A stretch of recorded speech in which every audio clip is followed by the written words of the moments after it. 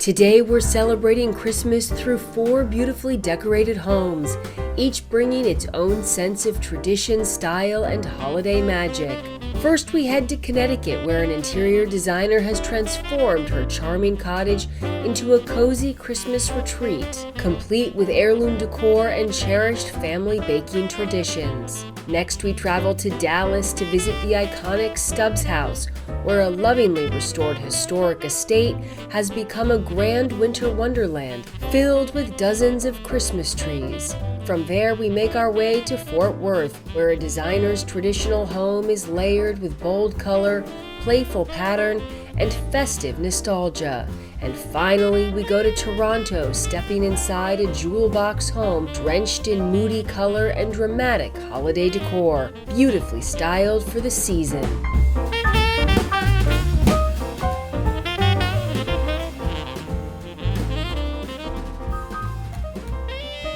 You're watching Homeworthy, where we believe every home has a story. Today we're bringing you back to Connecticut to visit interior designer Leanne Thornton in her charming cottage, now dressed in its full Christmas splendor. It's like a Little Women Christmas. That's probably the inspiration for especially this year. It's probably always there, but this year it just seemed to really take hold. Leanne has wrapped each room in tradition, warmth, and her signature holiday red, creating a home that feels both deeply personal and undeniably magical. I've always had these white sofas for many, many years, 20-something years. So when the holidays come around, adding red looks incredible. In the kitchen, she invites us into one of her favorite family rituals, baking their beloved holiday cookies, complete with her tried and true tips for making the season shine. Especially at Christmas time, it's the cookies and the scent, and those are the memories, and that's what creates, you open up the door to someone's home and you know that it's the holidays. You can smell that there's been love in the kitchen, and just they've taken the time to remember every year.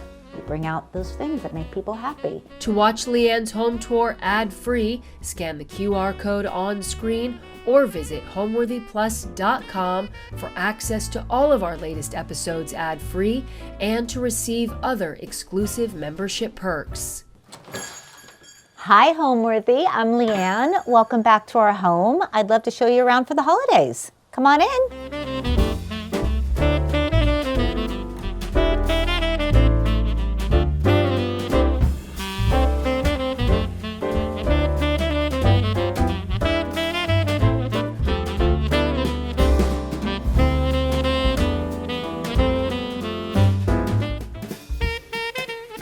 This Christmas, Homeworthy invites you into a season of wonder. Over the next 25 days, we're stepping into homes that sparkle with holiday cheer, where garlands tumble from mantels, ornaments hang like tiny treasures, and every corner comes alive with joy, merriment, and the spirit of the season. And I don't know how many ornaments are on the tree. Last year I got 1,400 on, and they were made all over the world. There were ones made in America, Poland, Italy, Japan, just a wide variety, and I love them all. We'll visit homes where traditions are cherished, where beauty is made by hand, and where rituals become memories that last a lifetime. We make about 400 of these rolls every year, and on Christmas Eve, our family delivers them to certain families within the area, and our kids get to participate in choosing who gets them. From quiet moments by the fire to happy gatherings around the table, we're celebrating the way the holidays transform our spaces and fill them with magic. We do quite a dressy table because it's Christmas and it's a party and you want it to feel special,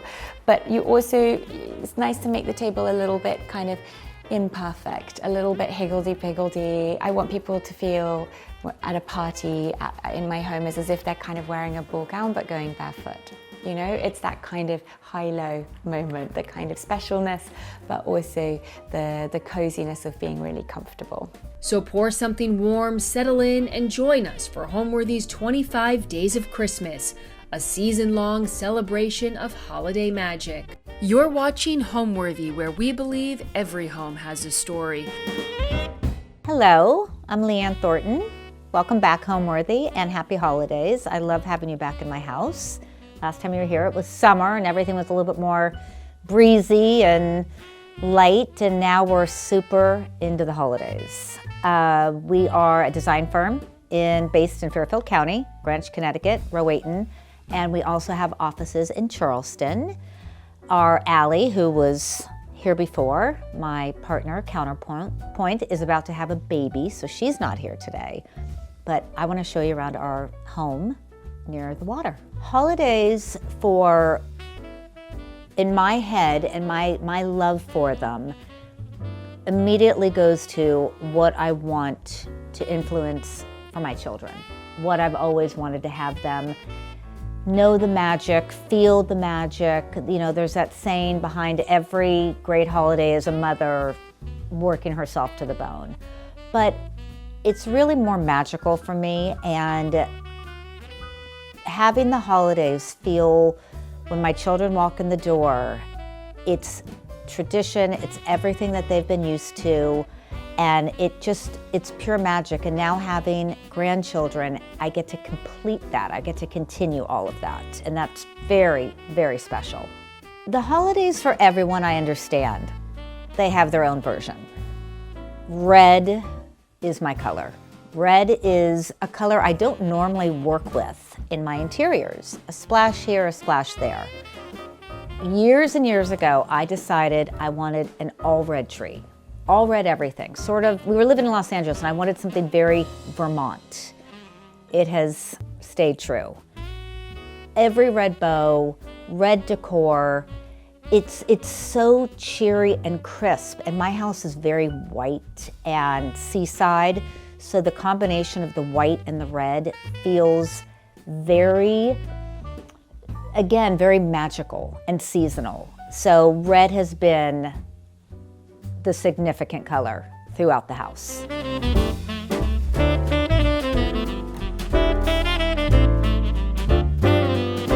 In the living room, with this beautiful, fresh, clean palette that I keep all year long.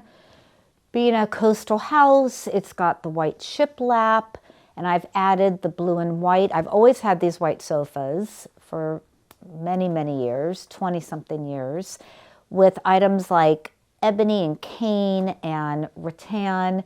So when the holidays come around, adding red looks incredible. And there's already been red influences. These lampshades that I've had for a long time with an old hollyhock pattern that they don't make anymore, but it's beautiful in teals and reds. And then adding in my beautiful gingham pillows, which honestly I would have all year long. But this past summer, when I was in Los Angeles with my youngest daughter, we found these gorgeous vintage quilts. King size, 2 of them, and I immediately knew I was going to recover a pair of my oldest club chairs. These are Rose Tarlow club chairs, 30 years old. They've had a few different lives. This one's permanent. I love them so much. I can't believe how the pattern looks. And I knew when I bought them, this would be Christmas in this room. They feel old, but they're just so fresh and happy. And I really think they give everything else in the room, the blue and white that I collect, like a really pretty life. When I add in my wreaths, I always put the lights on, and that's when I bring in more decor. The rattan bells, the gingham ties that blend in with the pillows on the sofas. So it all just keeps, blending in together. And then that leads us to the tree, which has beautiful memories for all of us. I've been collecting everything here for close to 40 years, and I think I started most of my collections. I had a sister living in London, and she took me to Harrods for my first time, and you can imagine the scene at Christmas. And I just started buying beautiful decor, and that one's from London, and this little purse, and there's a beautiful phone booth, and that really started how traditional my tree was going to be, and all the beautiful balls on the tree. So then I just kept collecting in the same vein, and obviously with my children, I wanted it to feel very much their tree, so I let them bring in all of the things that they loved. And of course we have you know, the little baby faces and the things that the kids have made over the years. But I try and keep it red and white as best that I can. And I'll add all of my berries. I'll keep these on hand, so when I need just like a little extra, we can just pop these right in here and they look great. I like these. These are great to keep around. And we need to fill a hole. It's just like that extra little pop. And then what I really love, I love doing the snowflakes. And that's something I do at the end. I always pop the snowflakes at the end. And you just place them all over, and it adds that last little touch. And honestly, from Michael's to Target to Amazon, wherever you see things, just keep buying them. And then you'll have such a layered tree. Even the bar gets decorated. We'll bring in the ornaments and fill them in our beautiful crystal bowls, more candy canes, red bows on everything, crisp red bows, all of our beautiful monogram doilies, the gingerbread house that my family's had forever, and this sweet little thing means so much to everybody, the silver bells, and obviously enough candlelight to make it feel really wonderful. We'll probably have champagne on Christmas Eve. We love a mixed cocktail. If I've used my pomegranates right, I'll have pomegranate juice and vodka, a little simple syrup, maybe a little sprig of rosemary. But we keep it fairly simple. We'll load this whole thing up with all the fresh juices and everything that we need. And then we're able to just access this and use our special glasses, use all the beautiful things that you have. I keep them out all year long. So when it is just a fun time to entertain, all of your beautiful crystals right in front of you. Every year I'm inspired by something new. And of course, I want to implement it into what I already have. This year I really wanted to add more baskets, things that I've been collecting. And whether they're Nantucket baskets, all of this beautiful French bread basket, I wanted to include them with the stockings. I wanted to include them with all of the greens and these darling lampshades that I found in London and the pretty scallop. They're so fun and festive. And bringing that all together makes the things that we've already had just work better. And then the red and the bows and the old Santa Claus. A funny story. This is the first stocking I ever purchased for my older daughter, and was so proud of it and bought all these beautiful stockings for my other daughters. And for some reason, it's like the elf on the shelf, they disappear. So we're constantly replacing these stockings. They feel heirloomy, so that makes me feel good. But this is the oldest stocking in the house. Also with the entry, keeping the wreath outside, and we always keep these bells. It just sounds so fun every time somebody comes in. And then just bringing in any decor that we have, you know, the old English family, the Dickens family, and the snowman, but just keeping our decor, a topiary, the hats that I keep at our little house. So I keep it all very in place, but I'll just add a little bit of a touch to the entry. When I think about decorating for Christmas, I am very inspired to work with things I love. Even if it's not holiday decor and it's maybe just accessories I have in the house. Maybe they're throws that I already own, pillows that I already own.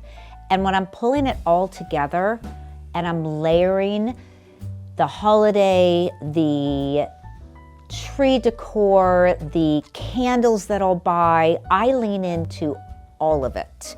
So I think I am a maximalist when it comes to holiday decor, but in a way that feels like maybe it could have been here all year long.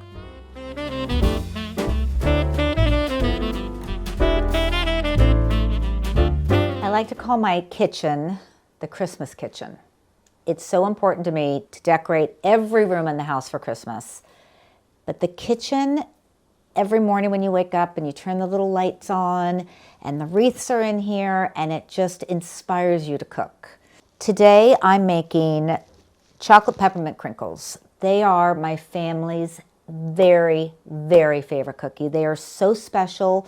They're chocolate, powdered sugar, they crinkle. I sprinkle peppermint on top of it. They look beautiful on cookie trays, on cake plates, but they're delicious. So I'm gonna roll a few.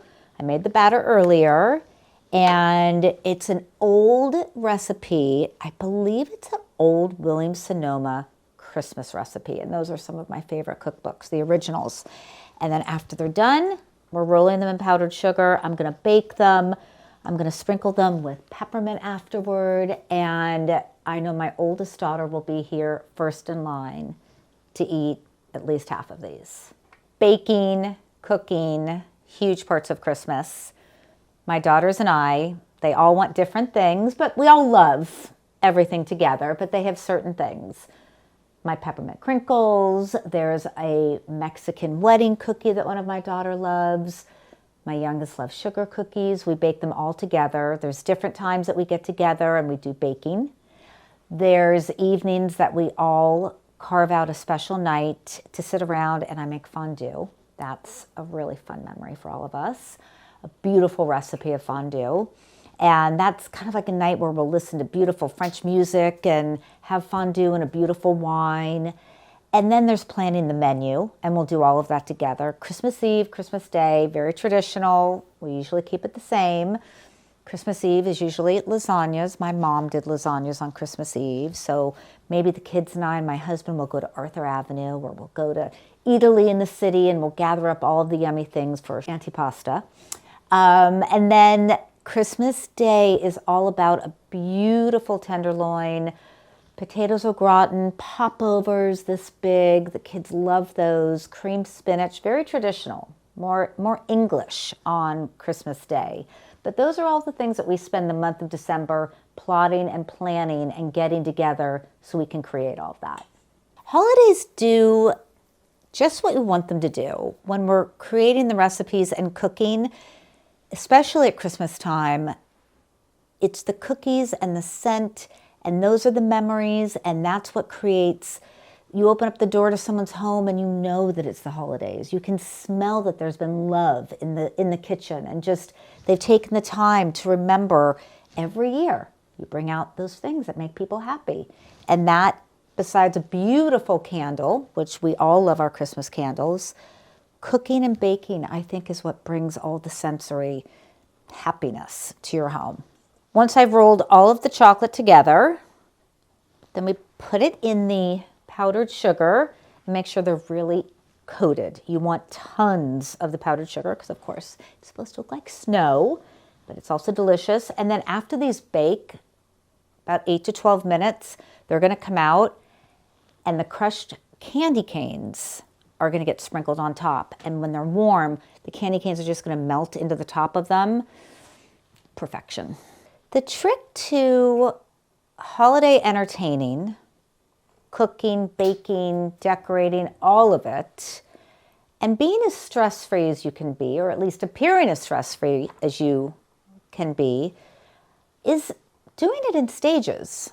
It's like the decoration. It's a slow journey. Cookies on a Saturday. Next week, you bake another batch of cookies. You freeze things. I think if Christmas Eve and Christmas Day are just the big show, then you're going to work really hard for a few days before then. But if you spread it out and make December the whole holiday, and a Sunday night is an event, Thursday night is a beautiful night with girlfriends over, then you're just sort of filtering through all of the things you want to get done. And by the time Christmas rolls around, you would have gotten all the things done that you wanted to. Okay, these are spaced perfectly. I'm going to pop these into the oven, 350, 8 to 10 minutes. I made them a little bigger, maybe 12 minutes. Baking, you always have to watch things. Once these come out, we're going to put the crushed peppermint on, and they're going to be fabulous. While the cookies are in, we've crushed the peppermints. We're now going to put them in the bowl, so it makes it easy. When the cookies come out on the rack, we'll just take the peppermint and we'll stick them on top of each one. I think another tip on how to keep things as stress-free as possible, I just made that beautiful batch of cookies. I'm not jumping into another batch of cookies. I'm going to just ponder through my kitchen, get some other things done, make some plans, make some lists, but the baking doesn't have to be over and over and over again in the same day. In a couple days, bake another batch of cookies. Freeze them. It will really help you time-wise. But in this kitchen, I keep everything around me that feels bountiful. I love getting these beautiful winter clementines, and obviously the season for apples and pomegranates are just so much fun. I'll cut these up. I'll make a beautiful pomegranate cocktail. I'll get the juice of them early. I'll keep the seeds. They're beautiful, like spooned into a glass of champagne. These pears, I'll do an apple pear sauce, which is really good. And then there's a beautiful baked brie recipe that we'll do that has sliced pears that are caramelized in the oven with walnuts on top of a gorgeous baked brie. So that's why we keep all of this around. And then you'll squeeze all of these limes when you need to. Cocktails, salad dressings. That's the way to just make it beautiful, make it feel like you're in the holidays, but it's purposeful.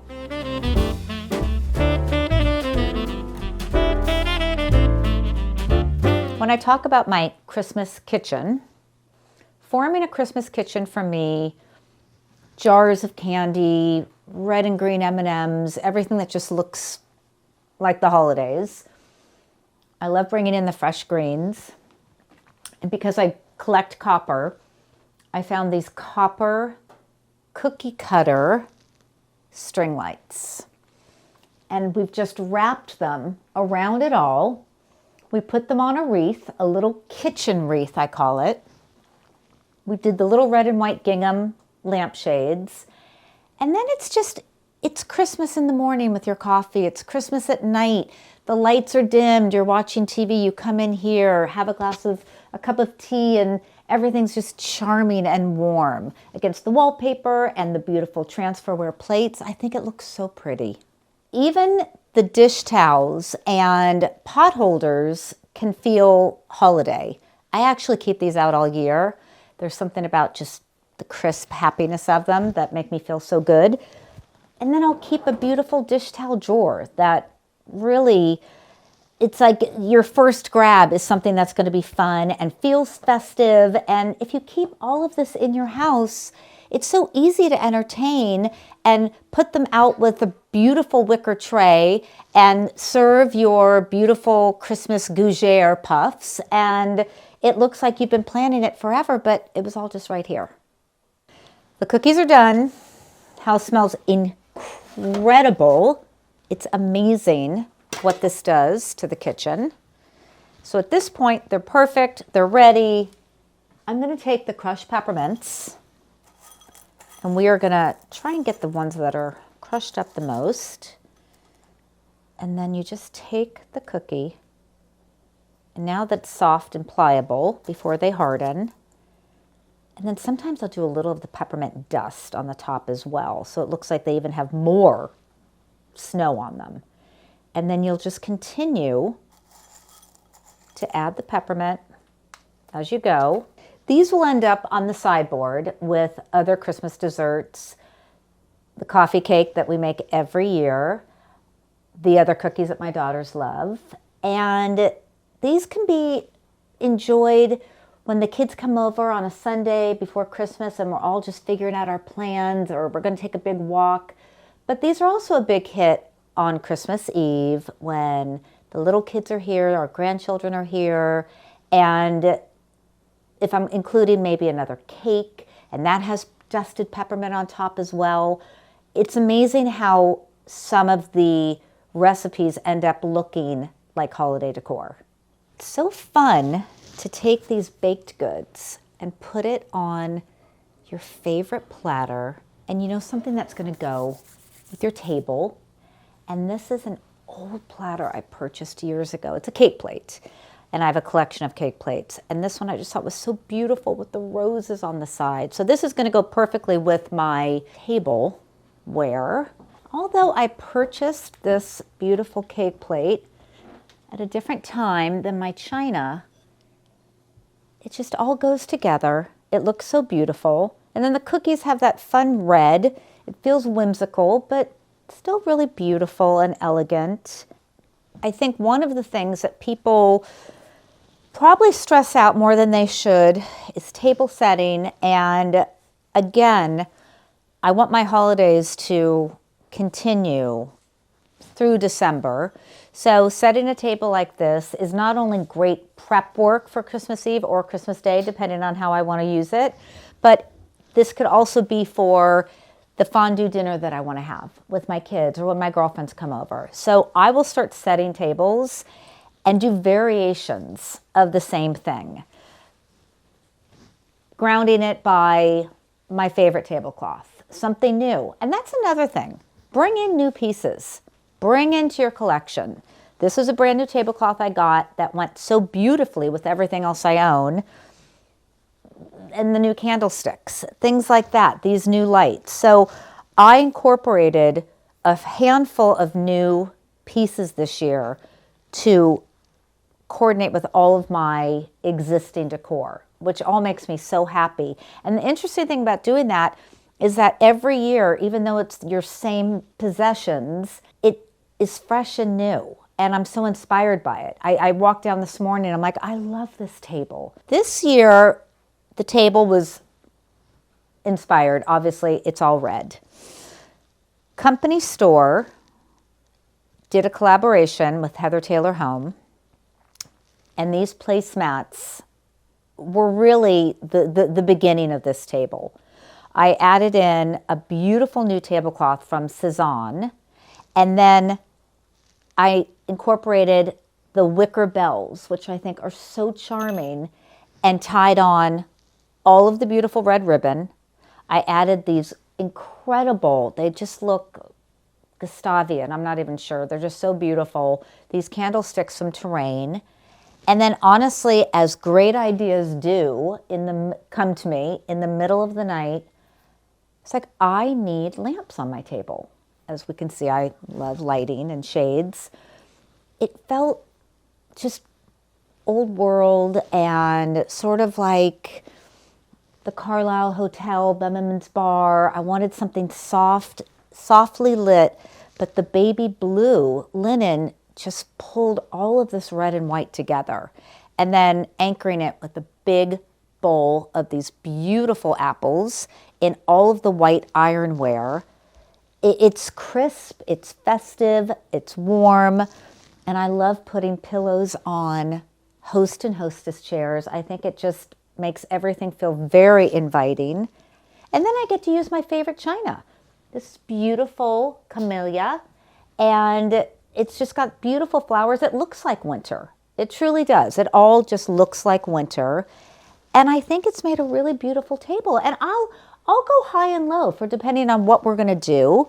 This might be for one night. I might incorporate heavier items, maybe more serveware, but this was a really wonderfully inspired table. Also, the other way of bringing in the decor for the house, obviously the Christmas wreaths, traditional, but I love adding just all the little berries. I'll find these at the bottom of bins from all of the holiday decor. I add on these beautiful ribbons from Heather Taylor Home. She has the most beautiful Christmas decor ever. And tying the red ribbons around the topiaries gives such a little sparkle. And the lit wreaths at night, I think, just make it so charming. I'll incorporate tons of paper whites because it just feels like Christmas. And I have these everywhere in the house. And it's so sweet because they just started to pop. And then all of this just softens it all. And there's something about it. It's like a Little Women Christmas. That's probably the inspiration for especially this year. It's probably always there, but this year it just seemed to really take hold. And the little red and white candles with all of the little red design down there, it just little pops. Everything's subtle. It's just subtle, but then it all comes together. More decor ideas. I was up late one night on Etsy trying to get a little bit more of this Little Women Christmas that I love so much. And I bought this lace trim in a big bolt. And then we just measured it out and we cut it out. And whether it feels like snow or it just feels charming, I think it really adds something to Christmas. And then I incorporate the Christmas angels that have been in my well, they've been around forever. Probably my early 20s was my first Christmas decoration I purchased. And we keep a big bowl of the bells and the ties and more of the paper whites. And I think then your existing furniture all takes on a holiday appearance just by adding these little touches. The beginnings of interior design for me started, I feel like I've been doing it forever. It's one of those things that before it was a profession for me, it was a constant activity, whether it was making my own pillows when I was a young girl and constantly being aware of my surroundings. And I think when you have a family and you're doing your own home, it's your first time to really explore your creativity. And I took it a little further and I got a part-time job in a beautiful children's furniture store in Los Angeles. They were known for the decor in Father of the Bride 2, the baby suite. And that was a great place to start. And I really started as a merchandiser, and I would just make vignettes throughout the store. And then I just started doing clients' babies' rooms. I moved to Connecticut with my family when my kids were young. And it was one of those things, can you help me? Can you help me do my baby's room? Oh, can you help me with my house? And I had to decide, do I want a career in this? And I really did. I was very, very happy to start an interior design career and very grateful. And years later, when my middle daughter was old enough and she was showing that she was very into it, she started working for me, and she'd work summers. And I'm trying to think how many years ago she came on full time, and now she's a partner. And we really have a beautiful, wonderful firm that we're so proud of.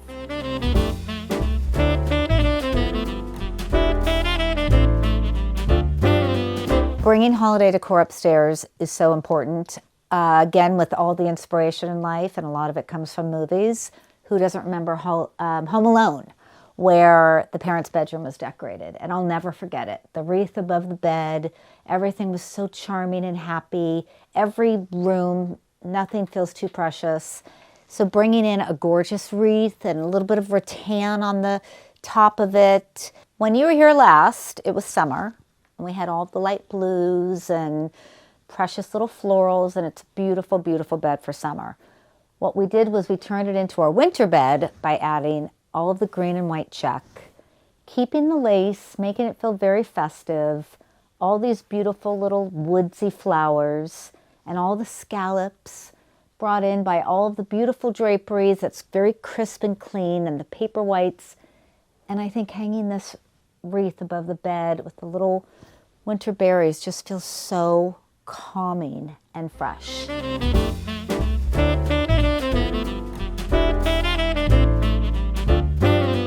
The guest room got love too, lots of Christmas love. And we brought in, this is all new bedding that we got this year. This quilt is so much fun, and all the flowers, and blue doesn't necessarily sound like it would be a Christmas color, but it's just so fun when you pop it with a Christmas red. Old pillows from I don't even know how long, mixed with lace, mixed with this beautiful little flower. A lot of this is from company store. A lot of this is just old linens of mine, flea market linens, and bringing in all of our samplers that we have been collecting. These are from Nantucket. And how fun is that at the holidays? The red, white, and blue. It blends perfectly. We have another one over here, and this one is so sweet with the little houses, and it just feels like a little town in Massachusetts. It's just precious. So this is a great room. Our kids tend to fight over it. Our grandson thinks it's his, which is funny, but it's just that room that you don't want to leave. There's a big feather bed on here. It feels like something in a big country inn. So we love this room, and so do our guests. I'm most excited when the holidays start to creep up that I get to spend sort of a slow journey. It's like the best design project, bringing out all of the things that don't just bring happiness to myself, my family, bringing out all of the memories that we all share together, cooking, entertaining, the recipes that I've been cherishing forever. It's preparing for a month, maybe more, of time together, and time together surrounded by all of the things that we all love that make us feel very connected. Thank you, Homeworthy, for coming to the house today and having us show you around the holidays and how we decorate and prepare. It was wonderful to have you, and we can't wait to see you again soon. Thank you. Bye.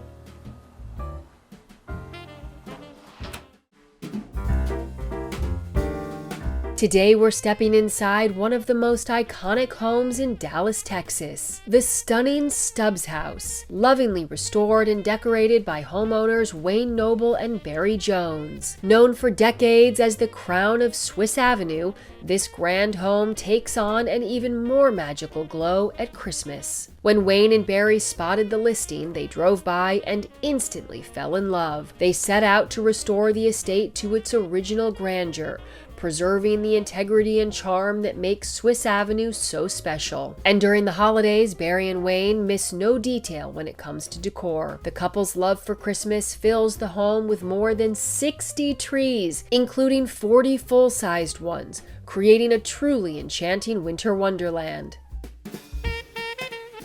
This Christmas, Homeworthy invites you into a season of wonder. Over the next 25 days, we're stepping into homes that sparkle with holiday cheer, where garlands tumble from mantels, ornaments hang like tiny treasures, and every corner comes alive with joy, merriment, and the spirit of the season. And I don't know how many ornaments are on the tree. Last year I got 1,400 on, and they were made all over the world. There were ones made in America, Poland, Italy, Japan, just a wide variety, and I love them all. We'll visit homes where traditions are cherished, where beauty is made by hand, and where rituals become memories that last a lifetime. We make about 400 of these rolls every year, and on Christmas Eve, our family delivers them to certain families within the area, and our kids get to participate in choosing who gets them. From quiet moments by the fire to happy gatherings around the table, we're celebrating the way the holidays transform our spaces and fill them with magic. We do quite a dressy table because it's Christmas and it's a party and you want it to feel special,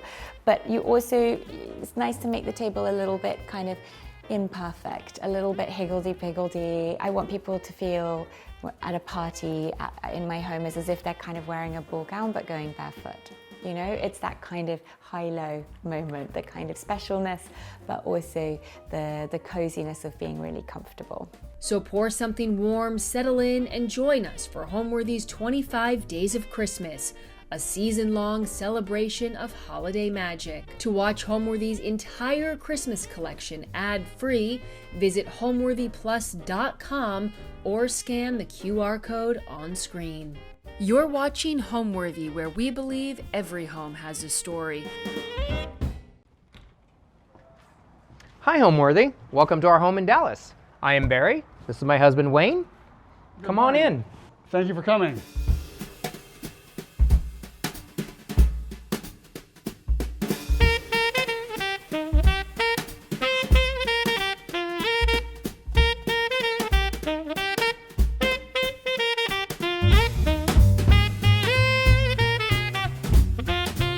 My name is Barry Jones. I work for Restoration Hardware. I am in their landscape construction division. And thank you for having us. My name is Wayne Noble. I moved here from Denver to Dallas about 12 years ago. I worked for AT&T for 25 years and am now retired and just enjoying life. We're located in Dallas, Texas. We're in the Swiss Avenue Historic District. Specifically, we are in the Robert and Marie Stubbs home. It is a Texas landmark. It was landmarked back in the 80s. And so yeah, we are part of the Swiss Avenue Historic District in a Tudor Revival, Tudor Jacobean style home. The house was built by Robert and Marie Stubbs as their first residence. It was started in 1926 and completed in 1927. The placement was very strategic. It was built at the head or the highest point within the Swiss Avenue district. So everybody coming up Swiss Avenue would basically see the house as they drive up the street. The architect was Otto Lang, and it's a very non-traditional home for Dallas in the design and architecture, with the Tudor, as it's the only Tudor home really within the district. Has multiple fireplaces, lots of chimneys, chimney pots. It's one of the larger homes, encompassing over 7,000 square feet, plus servants' quarters in the back. So it's on 6/10 of an acre lot. So it's a beautiful home and is very striking, and is considered one of the landmarks within the district. It's also considered by the district to be the crown jewel of Swiss Avenue because of its location on Swiss Avenue. We have Swiss Avenue here on the side of us, and as Wayne mentioned, it is specifically placed so that everybody coming into the district would not miss this property. So they have nicknamed it the crown jewel of Swiss.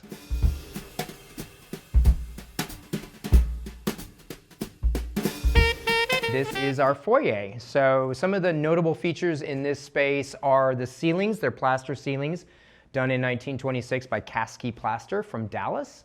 They also have great archways, beautiful wainscoting around the space, great hardwood floors. They're all quarter-sawn oak, as well as this beautiful sweeping staircase and hand-pressed glass at the very back of the foyer. For Christmas in this space, again, because there's a lot of symmetry in it, you'll notice that we have trees flanking the doorway. We have garland that sweeps up the stairwell. We have this little hidden door moment over here where I've done some garland draped around that mirror, as well as just classic elements, the marble entryway table with a great little display of twinkling lights and little finials and just classic little elements for the holidays. And then they transition down into this little seating area underneath the stairs. Again, another tree, some garland on the window well, and just little moments and baubles decorated on some of those tables. When you walk into this space for the first time, I think you feel like you're being wrapped in just all these beautiful details. So from plaster ceilings to stained glass windows to the warmth of the hardwood floors, it's just a warm and inviting space, and it's a great place to just take in every space on the main floor. You can see pretty much all of the main floor from this foyer. Everybody always says when they enter, it just feels warm and welcoming. It's not tight, it's not overly large, so you don't feel lost in the space. The presence created by the staircase and the pressed glass windows at the back really make it inviting. It draws you in, and as he said, you can view so many spaces from this room. It's amazing. Something fun, which always fascinates people, is the hidden space behind the mirror, which was actually used as a bathroom during the Depression, when virtually all of these houses became boarding houses to stay alive and be maintained. And it fascinates people because most people would never guess that there's a room behind this door. Off of our foyer, we have this formal parlor. You'll notice that there's this beautiful classic carved stone fireplace surround. It's done in the Gothic arch, which matches the front door arch as well. The one good thing about this home was it was always fed with gas. So all the fireplaces now working again are all gas in this home, and which was unusual at that time of the century, that they just piped gas here automatically, so they didn't have to deal with cleaning the really tall flues. Some of the other fun elements in here are these arches over the bookcases, which you can't see are the classic sconces that are in behind the two Christmas trees. And this room was entirely designed around the Oriental rug that is an heirloom to the family. So I pulled the color inspiration from that rug, so you'll see these beautiful navy tones, the burgundies, some of the old burgundy chairs and such, just to kind of pull color out of this rug. There's a classic mantle clock, which has been in my family forever. And then there's some little fun, whimsical nods in our room because we definitely love Disney. You'll see that throughout the home. And really fun Kincaid art as well. Use of this room usually is overflow for our events. So a lot of times, again, it's a formal parlor, so people will come in here when we're entertaining. They'll just sit down and be able to have a conversation. The acoustics in this space are really good. And the light is wonderful because it does face south. So when we're here, usually it's just an overflow space. It does transition into our library, which is adjacent to our study. It's also a room that you see when you enter in, so it kind of just draws you in when you see these colorways. Or to just curl up and read a book. Comfortable, oversized chairs.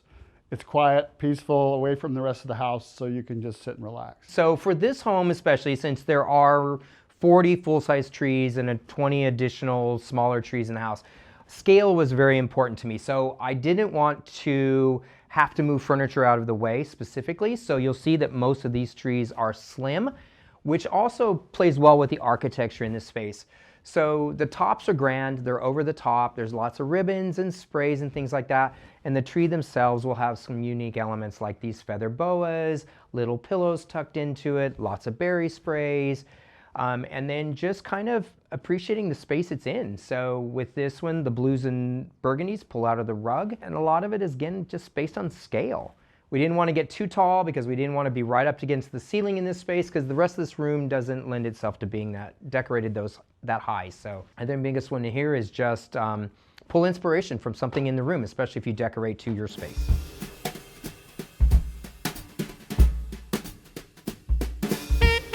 Welcome to our music room.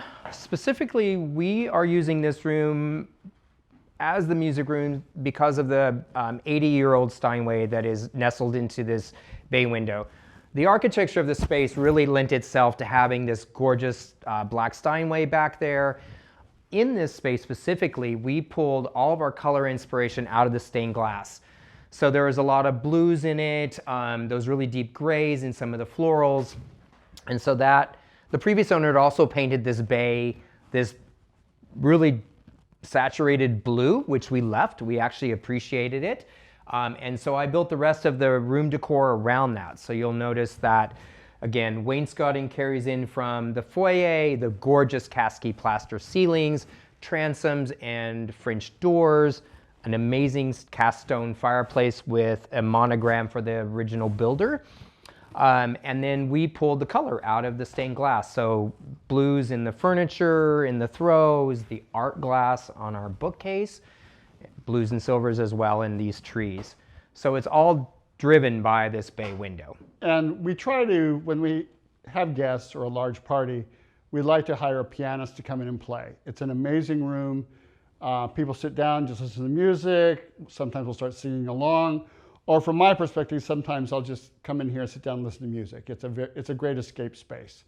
That's just, I don't know, it's hard to describe. It's just very warm and welcoming. Throughout the home, you'll notice the lighting is classic yet updated. So a lot of the lighting specifically in this home now is from Restoration Hardware.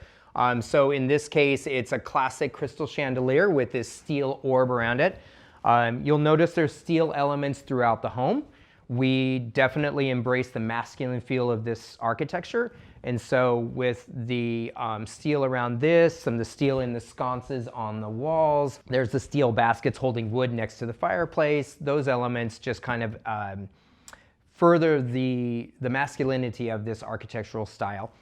And then that transitions to the steel frame in the entryway, the steel frame holding the chandelier in our dining room. There's just lots of elements from other spaces where it flows from this space. It's worth noting that all of the original lighting that was in these homes was usually sold during the Depression, because most of these homes, the owners really fell into financial challenges, and it was one of the few ways to help pay the taxes, pay to keep the home from falling into default.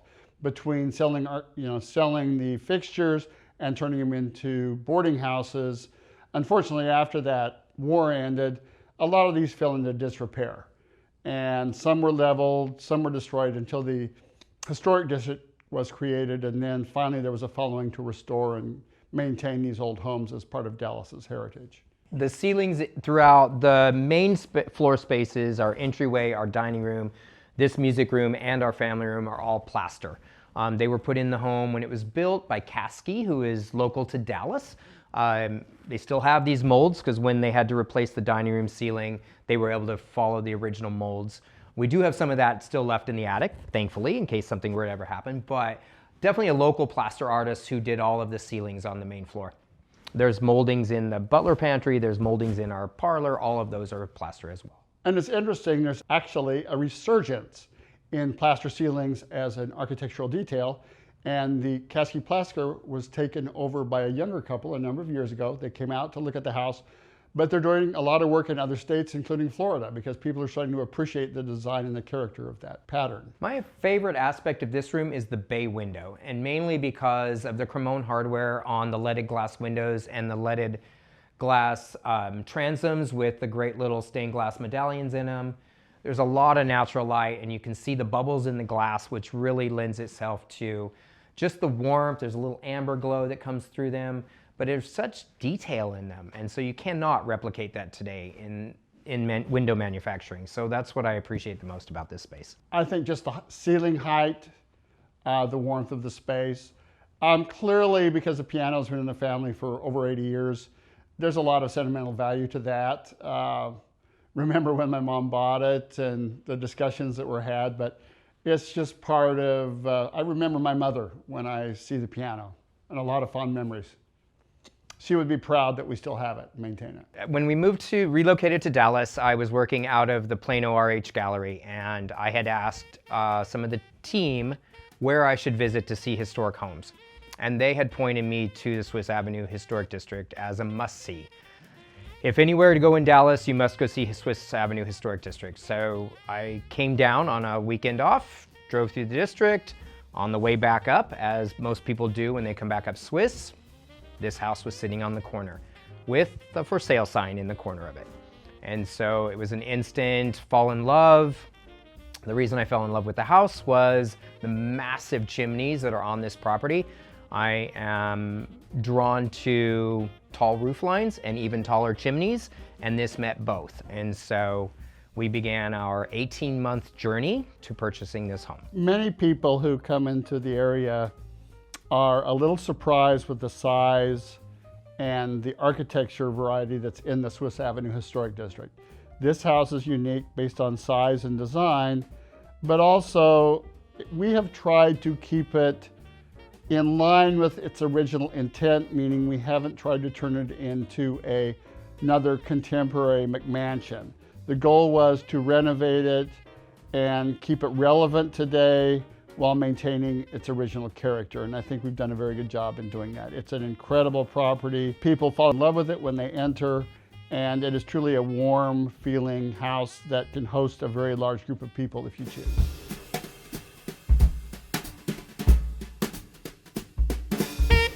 As we transition out of the music room, we are entering a space that we utilize on a daily basis as our family room. So when the home was built, this was just a sunroom, a sun porch.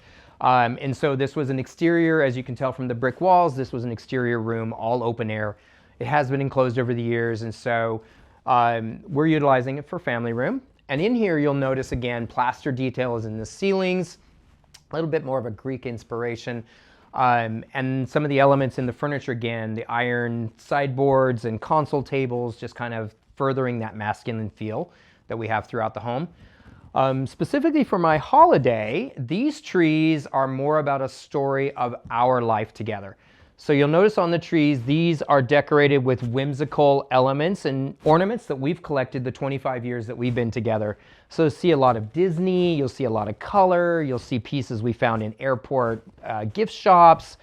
And so these two trees in this space really speak to our 25 years together as a couple. It's unique and fun, and it just brings back a lot of memories. And 25 years, I think, is a long time to be together. It's been an amazing experience, amazing life, and these represent those 25 years. It really does to me. So there's a lot of memories in this space. Another fun element that's in this space is the wooden piece that's behind us on the wall is this Hoosier cabinet. So the Hoosier cabinet was a piece my mom and dad found. Strangely enough, it served as my changing table as a baby. But it is still an original piece from the 1890s, and so this was back in the day when kitchens were nothing more than this Hoosier cabinet. So it's got some of the original details in it, like your sugar bin, your flour sifter, your spice racks, your little pie safes with the metal details on it. It's got a great little area down here for storage, and it all features the old Hoosier element logo on their handles. One of the fun things, people are fascinated by this cabinet. You even have menus and recipes available in the cabinet. So for the housewife that didn't know how to cook, this would tell you what to serve with what. A lot of history in this old piece. So it's a big conversation piece. It's just a classic space that you can sit down, relax, stretch out on the couch, watch a movie, Our dogs hang out in here with us. This is, other than the sunroom, where we spend a lot of our time. Well, the styles changed a little bit in our relationship. When I met Wayne 25 plus years ago, he was very uber contemporary and clean lines, and our style has transitioned to being more transitional and a little more classic inspired.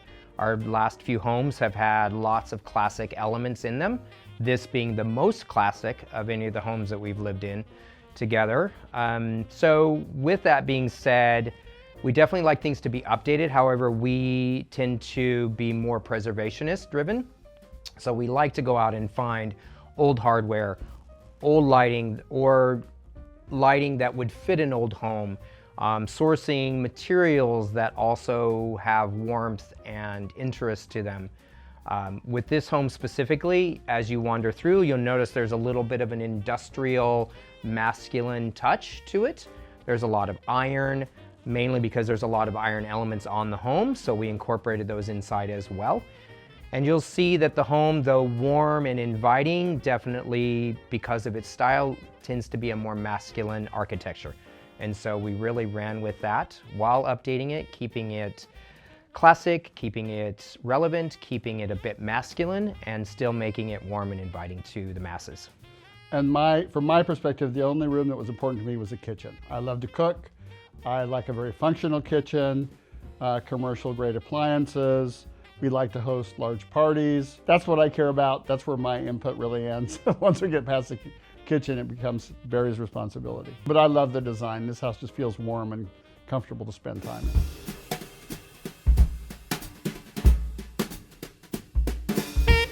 All right, as we transition off the music room, we come into our dining room.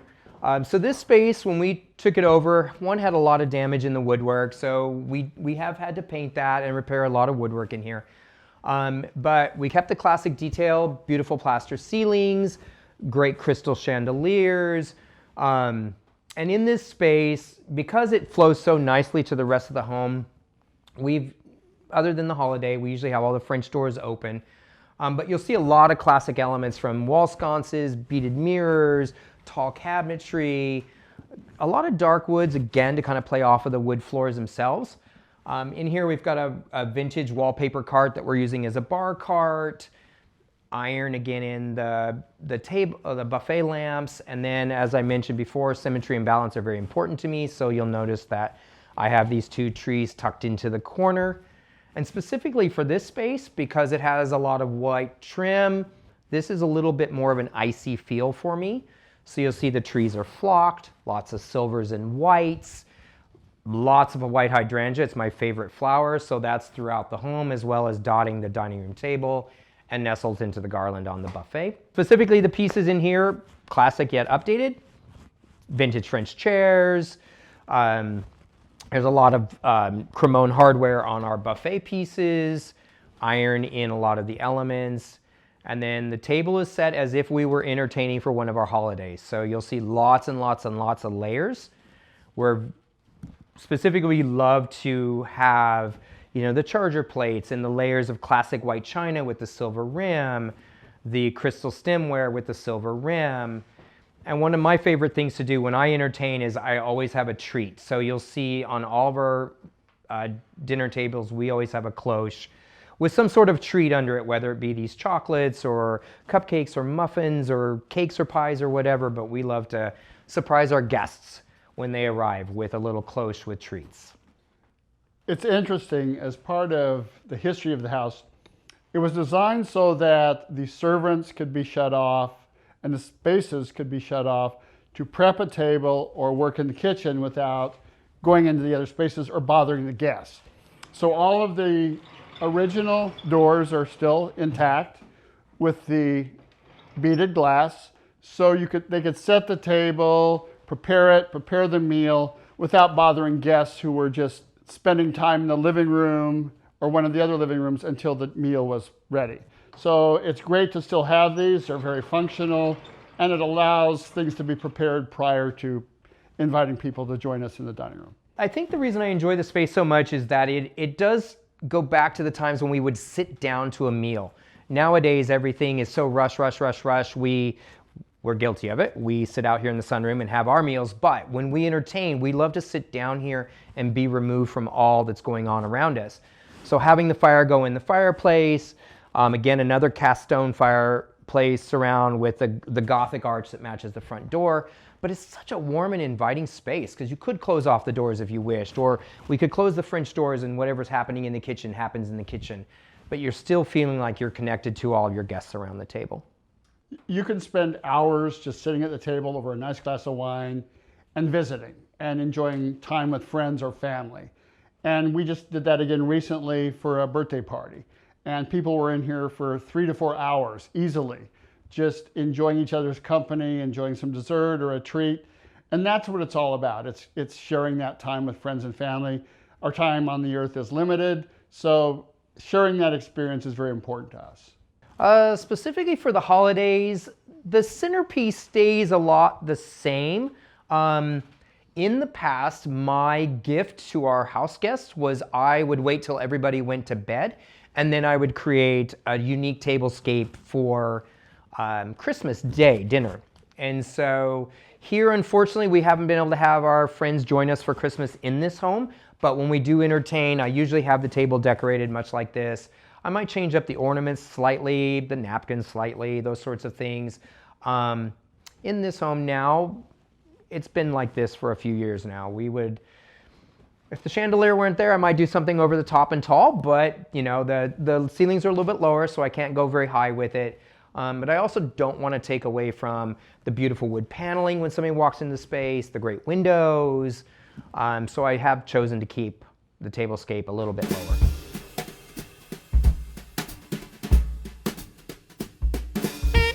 So as we leave the dining room and walk through the new butler pantry, we enter our sunroom. So the sunroom was added sometime in the 80s, we believe, by the previous owners, and there's two parts, so that's why they're a little differently shaped. However, it does overlook the backyard that we are reclaiming as an English garden here. When we bought the home, there was a pool out back, which had caused a lot of damage to this structure specifically. It had caused the sunroom to shift a little bit. Thankfully, it's righting itself. But what you notice in here is just the amount of great light. So it's where we spend most of our time having our meals, our breakfasts, and our lunches and dinners when it's just the two of us. But you get to look out onto these gardens that we've been curating over the past few years and trying to grow with the help of our dogs. So it is a really fun space with the classic fountain outside, and we can sit here with our lemon tree and our plants and our orchids and just really enjoy the bright light and the warmth of the space. And then it transitions beautifully out into the backyard. For me specifically in this space, I've chosen the black and white. There's a lot of dark elements in here, again, the iron elements. So there is a mask that's on the front of the tree, which we found in Disney in Epcot. And so this was my inspiration for this entire space. There was this Venetian in Italy, in the nation Italy, they had this little Venetian mask maker. And so this is what drove this entire design for me. I would say people like to hang out in this space. And I think it's because they feel coupled to the yard and the space around it. It's just not a room. Other than a couple of months a year, it's a beautiful backyard. We always have flowers blooming, but it's just, people always say, wow, that's amazing. I mean, we have a lot of old trees. The azaleas are still blooming. It's just a great room to hang out and relax in with quite a bit of seating. Architecturally, it's not right for this house. However, the previous owner put it on there. If we choose to stay long-term, we would like to redesign the sunroom and make it fit more architecturally with the home. Big, heavy wood beams like the arbor that we built out back, things like that. But it is bright and light, and it's really fun to hang out in here. And for the most part, the dogs love laying out here, and then so does the kitty. And so it's just a really great space for us. You just cannot have a conversation in it if there's a hail or hard rainstorm. It's so loud you can't hear yourself think. So you have to keep that in perspective. But it's really usable year-round. The home is decorated all 3 stories inside and out. It is definitely, again, a little more classic inspired. Trees everywhere. There are approximately 60 of them in the home, 40 of them being full-size. The remainders being 2s and 4 foots. But with that being said, a lot of glass ornaments, a lot of ribbons, a lot of berry sprays, tons of warm lighting. You'll see that every tree has packages and baubles underneath them. There's just lots and lots and lots of layers. As you can see in the camera, there's garlands on the mantles where mantles exist. There are garlands on the staircases. There's wreaths in the windows. So it is really about enhancing all of the architectural features of the home and making it warm and inviting and just something that would just be awe-inspiring to whoever walks through our front doors.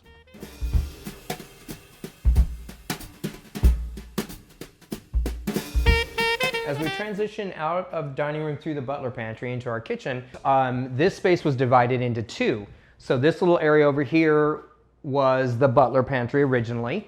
So when we bought this house, the ceiling had been dropped.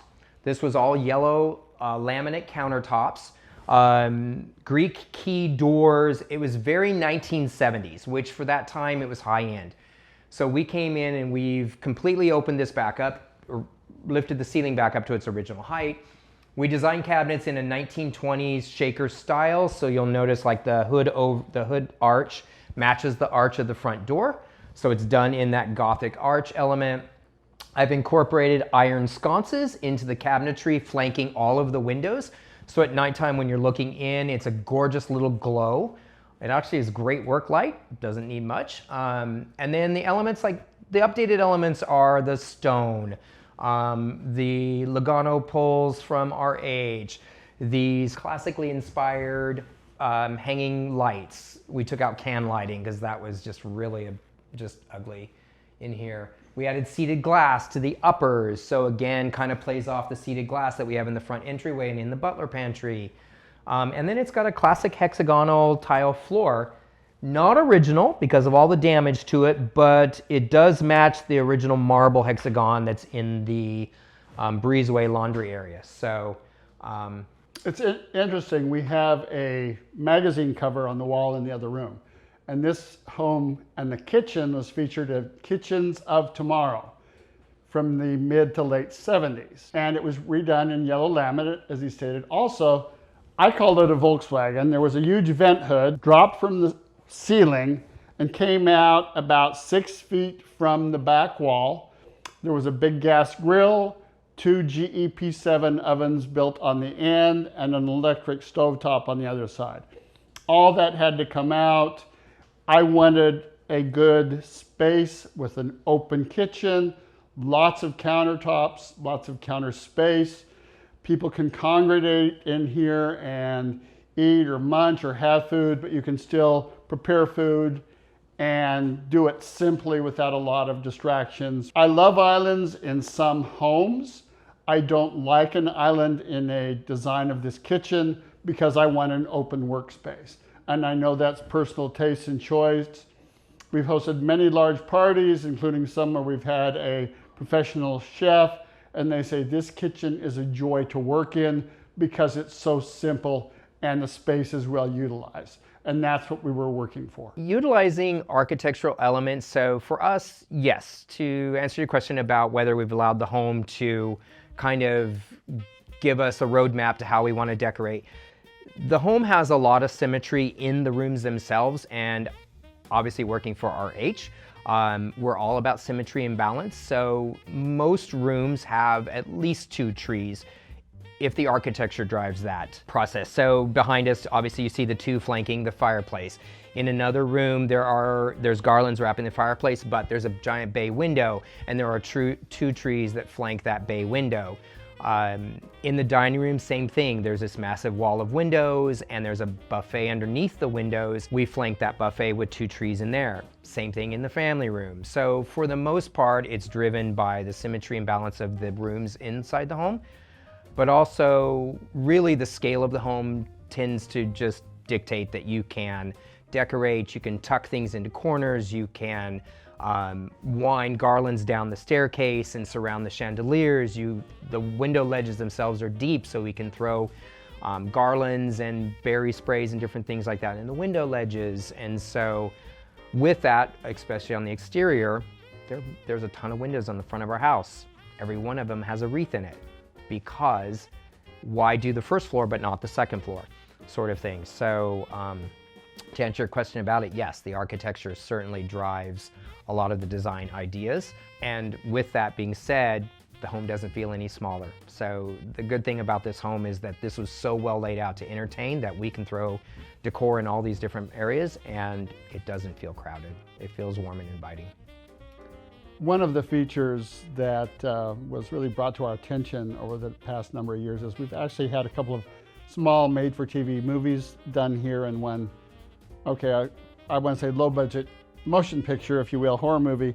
And one thing every person who came through the house said, this house is easy to film in because virtually every room has multiple or at least 2 entrances. So if you're filming in the house or if you're doing trees and other hosting events, access is very good to all the rooms. It's very open feeling and welcoming, and that's a huge difference in the design of the house.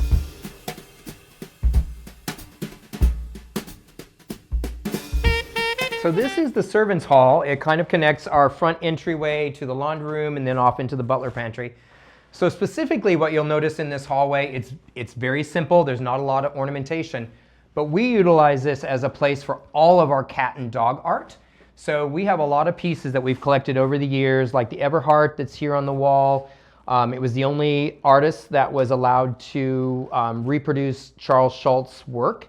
And so this piece is called Last Supper. We found it at a gallery in Vegas. And then with that, there comes some really unique little clocks and other little fun art and pieces that we picked up at downtown Disney at some of the art galleries there.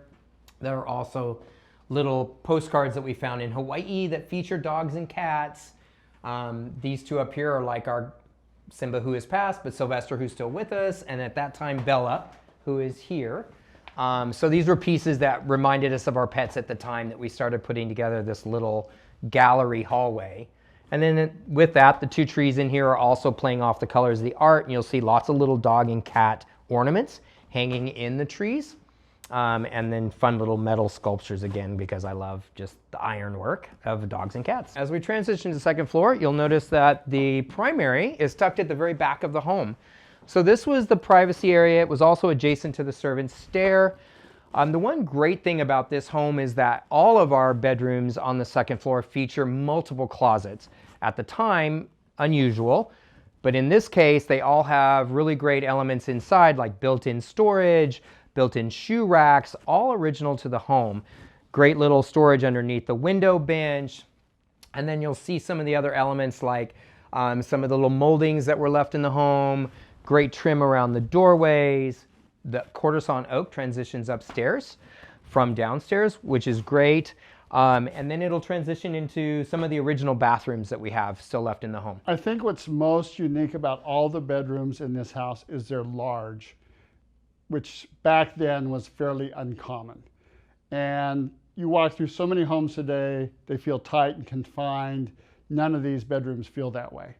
It just allows you a lot of space to put in a couple of chairs, give it a relaxing feeling, in addition to just having the bed and possibly 1 chair.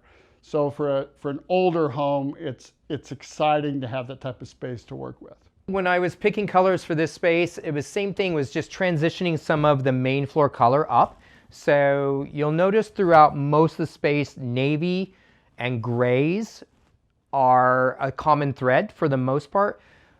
It doesn't necessarily transition to the olive bathroom, but that is original to the home. However, the rest of the decor is meant to be very seamless throughout the home. There's only a couple rooms where I've changed that up. I don't want it to be too busy personally. I like having the artwork stand out. So you'll find other colorful pieces in all these spaces. I just want the rest of the decor to be a supporting role in that case. So the navies, again, the navies and grays are a little bit more of a masculine colorway. And so we appreciated that just because of the architecture. It lends to being a little bit more of a masculine. So this is the primary bathroom, which is adjacent to the primary bedroom. And in this space, we have left it as it was. So you'll notice all the original Rookwood tile that's in here in this olive green. Certainly it's not the most perfect combination with the navies and grays. It does complement it. There is still the original built-in bathtub. We have updated the fixtures, but they do have a classic detail with the skirting and the crown molding on the tank. And then adding in again a bit more of a 1920s Art Deco sort of feel with the chandelier. At one point, the shower was a closet. The previous owner had enclosed it and turned it into a shower. So that would be a future project for us. We'd love to be able to come up with a more cohesive tile. Currently, it does help update the home. Most homeowners nowadays don't just bathe, they do want to shower. So that's a future project for us, but it is definitely adds to the livability in these classic old homes.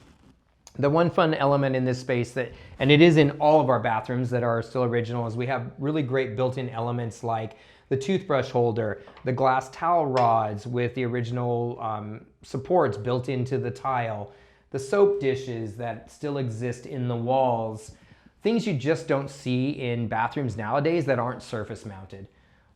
So thankfully for all the bathrooms, these were left, and so we've just went ahead and appreciated their history and wanted to just embrace it, even if the color doesn't necessarily work. They did also incorporate a hex, just a slightly higher, larger scale on our bathrooms upstairs, so they went to a 2-inch hex, which we loved, and we used it when we were repairing some of the bathrooms out in our carriage house apartments. Off the main hallway as we come up the stairs, you'll notice this is one of our guest rooms. So it is adjacent to an original bathroom that we still have left in the house. This beautiful little powder blue bathroom with all of its built-in fixtures. But for me personally, in this space, I wanted this to feel a little bit more feminine. So you'll notice that we have some Parisian-inspired canopy beds, great bedding that has a lot of like the details that would be a little bit more old world and classic, fun little table lamps with the linen shades. And so same thing with like the little metal benches with the linen cushions on them.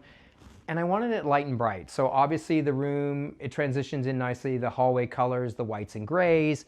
So I picked that same colorway up for the bedding, just adding a feminine detail to it. In here, you see we've got some great little canopies all dressed up in these little chenille stem garlands, lots of silvery, wintry sort of decor on the trees, little crystal bottles on the side tables, lots of little fluffy bags underneath the trees. So it was just meant to feel more like a girl's room. And then the boys, obviously, you'd put the boys upstairs in the attic, so the boys' room is upstairs. So for our guests, this would be where the girls would stay, and if we had boy guests, they would stay upstairs. My favorite part for decorating for the holidays would be all of the lights. So at some point, I would certainly encourage you to drive by at night when we get the exterior turned on. This home, when it's fully lit, is beyond stunning. Like the warm glow that comes from inside the windows, the sparkly little lights, all of the color. As you can tell from our home, it's a pretty neutral color palette, and we tend to like that because it lets our art pop. It lets the decor pop. Those elements that are a little more temporary, they stand out against this more neutral palette. However, when you see it dressed up at Christmas, it just feels alive. There's so much light and so much sparkle and energy again. And so I think once we plug in those lights like we did yesterday and tested all the timers, and they all came on last night at 5 o'clock, it was beautiful. It was just so warm and so exciting to see. So that was my favorite element for it. I would have to agree. And in all honesty, the best part is when we have an event or host a party or even just friends over for the holidays. And to see their face and their reaction, it's truly an amazing house that really is warm and welcoming. We have lots of friends that come from Denver, and they say it's just an amazing feeling to be in this home. It's not, even though it's large, it's not cold. It's all warm and inviting, and the lights just really bring a lot of warmth and magic to the experience.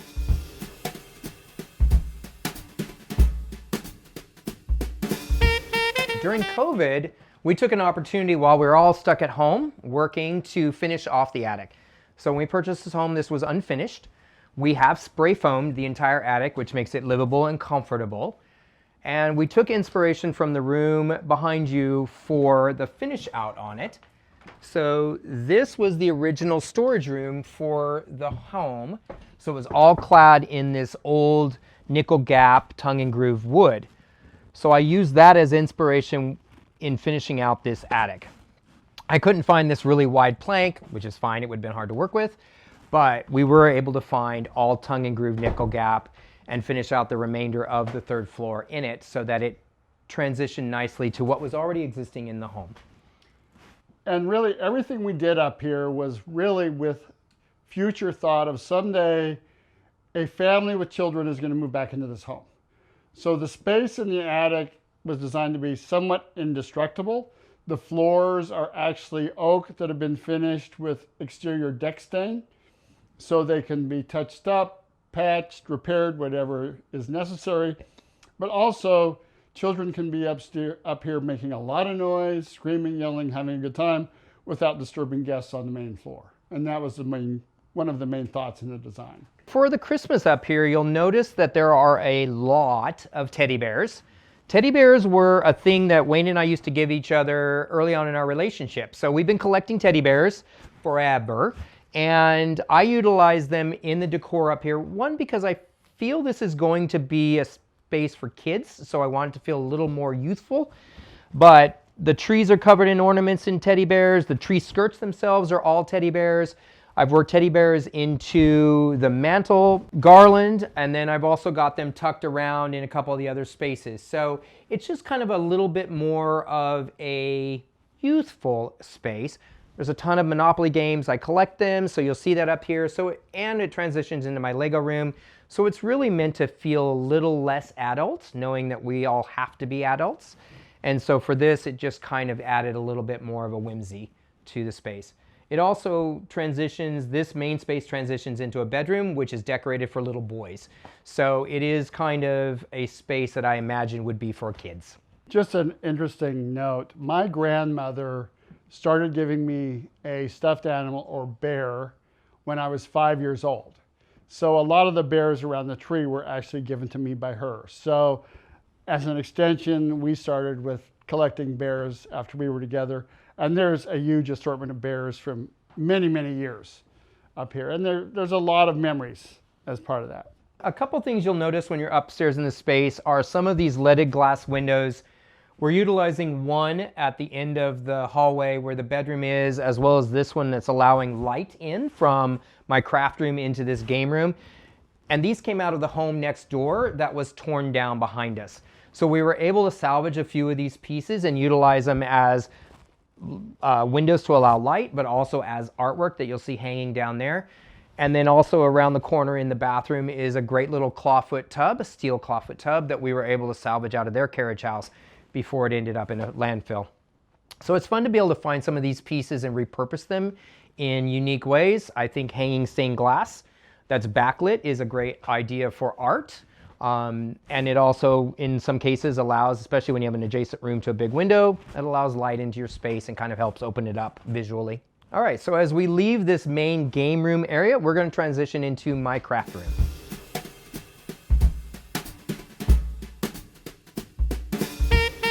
This is my game room. So what you'll notice up here is that, again, we kind of continued some of the same wood treatments throughout. You'll see some floating shelves on the walls with all my ribbon, a great iron piece down below with all of our gift wrap, iron mercantile racks that hold gift bags and gift cards and things like that. But the most fun element of this room is the Lego collection. So this is my opportunity to be less adult in our lives, and I have always had a fascination for building things. And so Lego was the thing that my parents gave me.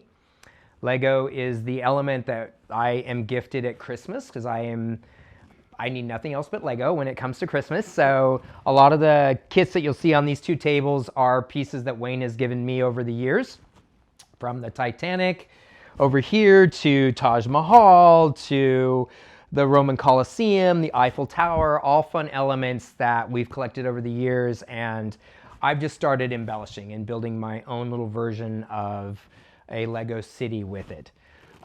It is small potatoes. When you Google Lego cities, you will see that this is pretty small scale, but it's just kind of a fun element for me to escape from my everyday adult life and come up here and just kind of relax. If I don't like it, can tear it apart, start over again. Lots and lots of little bins of Lego around, so I'm in the process of reworking some towers in my little Lego amusement park, and if I don't like it, I'll tear it apart and start again. But it is a great space, lots of natural light. It's removed from everything else. So when I do have to be adult, I can sit at my desk back there, take my conference calls, and then come around on my lunch break or whatever and have some fun relaxing. It is a great space to create. In this space, specifically the colorway I picked for my trees is based on the plastic totes I found at Target to hold all my Lego. So because of their purple handles, that's why my trees up here are purple and silver. It's kind of a fun little element. Purple is obviously one of my favorite colors as well, but it just kind of speaks to me. So I've incorporated purple into ribbons, into the totes that hold the Lego, lots of things like that. That's just kind of a little signature color for me. For my birthday just a few days ago, we were at the Lego store getting more stuff for that. It's all I asked for. Really, for Christmas, do not buy me clothing, do not buy me anything else, just buy me Lego. That's all I need. It's easy, it's relaxing, I can rip it apart. And I have to hope every year they come out with a new deluxe kit that I think he will like, because if they don't, I'm in trouble from a Christmas perspective. So I look forward to the fall catalog coming. Favorite Lego, Probably my favorite's the Eiffel Tower, because it is something that, for us personally, the home's been on the market, we've temporarily removed it, it'll go back on the market in spring. We want to move to France. Wayne's retired. I love Parisian architecture. You'll notice that in the artwork throughout the home. In the stairwell, there's two paintings of Paris. One of our anniversary pieces hanging over the fireplace in the main floor it's a Louchepin. It was Rooftops of Paris. For some reason, I've always been fixated on Parisian and French architecture. And so a lot of the pieces here are old world. Big Ben, London Tower, the Eiffel Tower, the Roman Colosseum, Taj Mahal. It's all great architectural pieces. You will not see cars here. I'm not into anything other than architecturally driven Lego. So if it's a building, I'm probably gonna build it. If it is a car, yeah, not for me. I just like building architectural elements. And so for me right now, I think some of my favorite things I've been working on are creating these gorgeous botanic gardens out of some of the smaller kits that Lego has had. For example, like that one is 4 kits put together to create that one massive block in this really cool botanic garden. This is incorporating some of Lego's other elements into my botanic garden. Just kind of creating streetscapes now. I've got to work on getting the streets put in, but I'm just kind of space planning as it goes, and then just tweaking things. I like taking something and adding a second and creating my own parks and going up a couple stories and just making them feel symmetric. That's a big thing for me. What does home mean to us? I would have to say it's sharing our lives with others and sharing the experience and what we enjoy with others, whether it be food or music or just the house. Clearly, we do not have children. We do have 2 dogs. They're away for the day. But it's the warm feeling you get from experiencing and interacting with other people. A home is made up of what makes you happy, brings you joy, but what brings joy to life is experiencing your life and the time with other people and good friends, whether it be chosen family or your own family. That's what life is about, enjoying the time with others. And I think for me, as a preservationist at heart, I would say that it's being able to, one, live in this amazing architectural gem of Dallas, but it's also preserving it for the future. So we're definitely, me especially, I am definitely about sourcing old elements, whether it's decor or materials or things like that, but it's also a legacy. So my home, when we leave this earth, is to be something that people appreciate, and I want to be able to share it long term. And so I think for us, putting our heart and soul into the works that have been finished at this point, certainly there's many more to do, but when we do leave, it will be leaving behind this amazing piece of property for Dallas to appreciate for years to come. On today's episode of Homeworthy, we're heading to Fort Worth, Texas to visit the enchanting holiday home of interior designer Trish Sheets. With over 25 years of experience in high-end residential design, Trish is known for her timeless style and love of understated elegance. This holiday season, she's taken her design talents to a new level, transforming her traditional home into a festive winter wonderland filled with warmth and color. Trish's holiday decor is a true celebration of the season, blending cherished family heirlooms with playful fabrics, bold patterns, and vibrant colors. Every room is a feast for the eyes, from exquisitely dressed Christmas trees to carefully styled mantels and festive floral arrangements. Her holiday decor perfectly balances nostalgia with sophisticated flair. Enjoy! Hi, Homeworthy. I'm Trish. Welcome to my home in Fort Worth.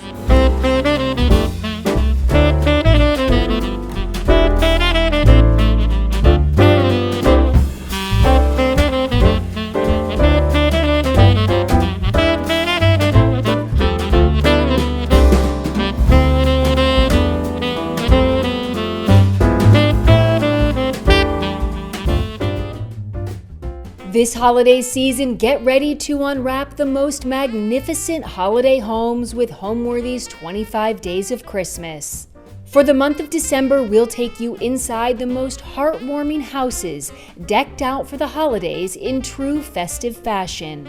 From twinkling lights and elegantly trimmed trees to sparkling ornaments and cozy holiday charm, these homes capture the warmth, wonder, and beauty that make this season so special.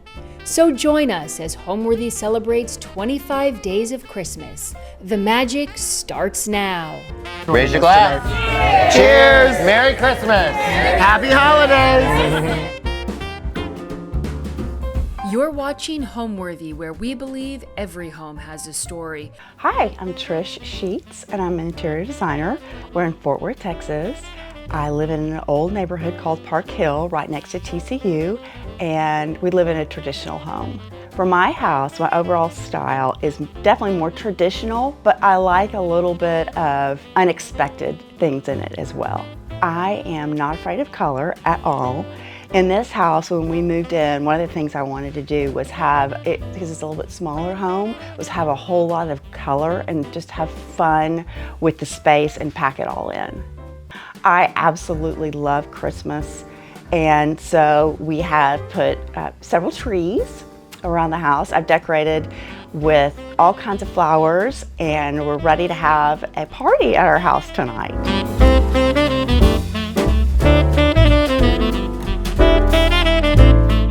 Welcome to my home. This is my entry. So this is the first room that you'll see when you walk into the house. I decorated the stairwell pretty simply because I think it was just elegant and simple to have the bows and the white lights with the drippy garland. I'm a traditional home, so we have the dining room on my left and the living room on my right. Come on this way.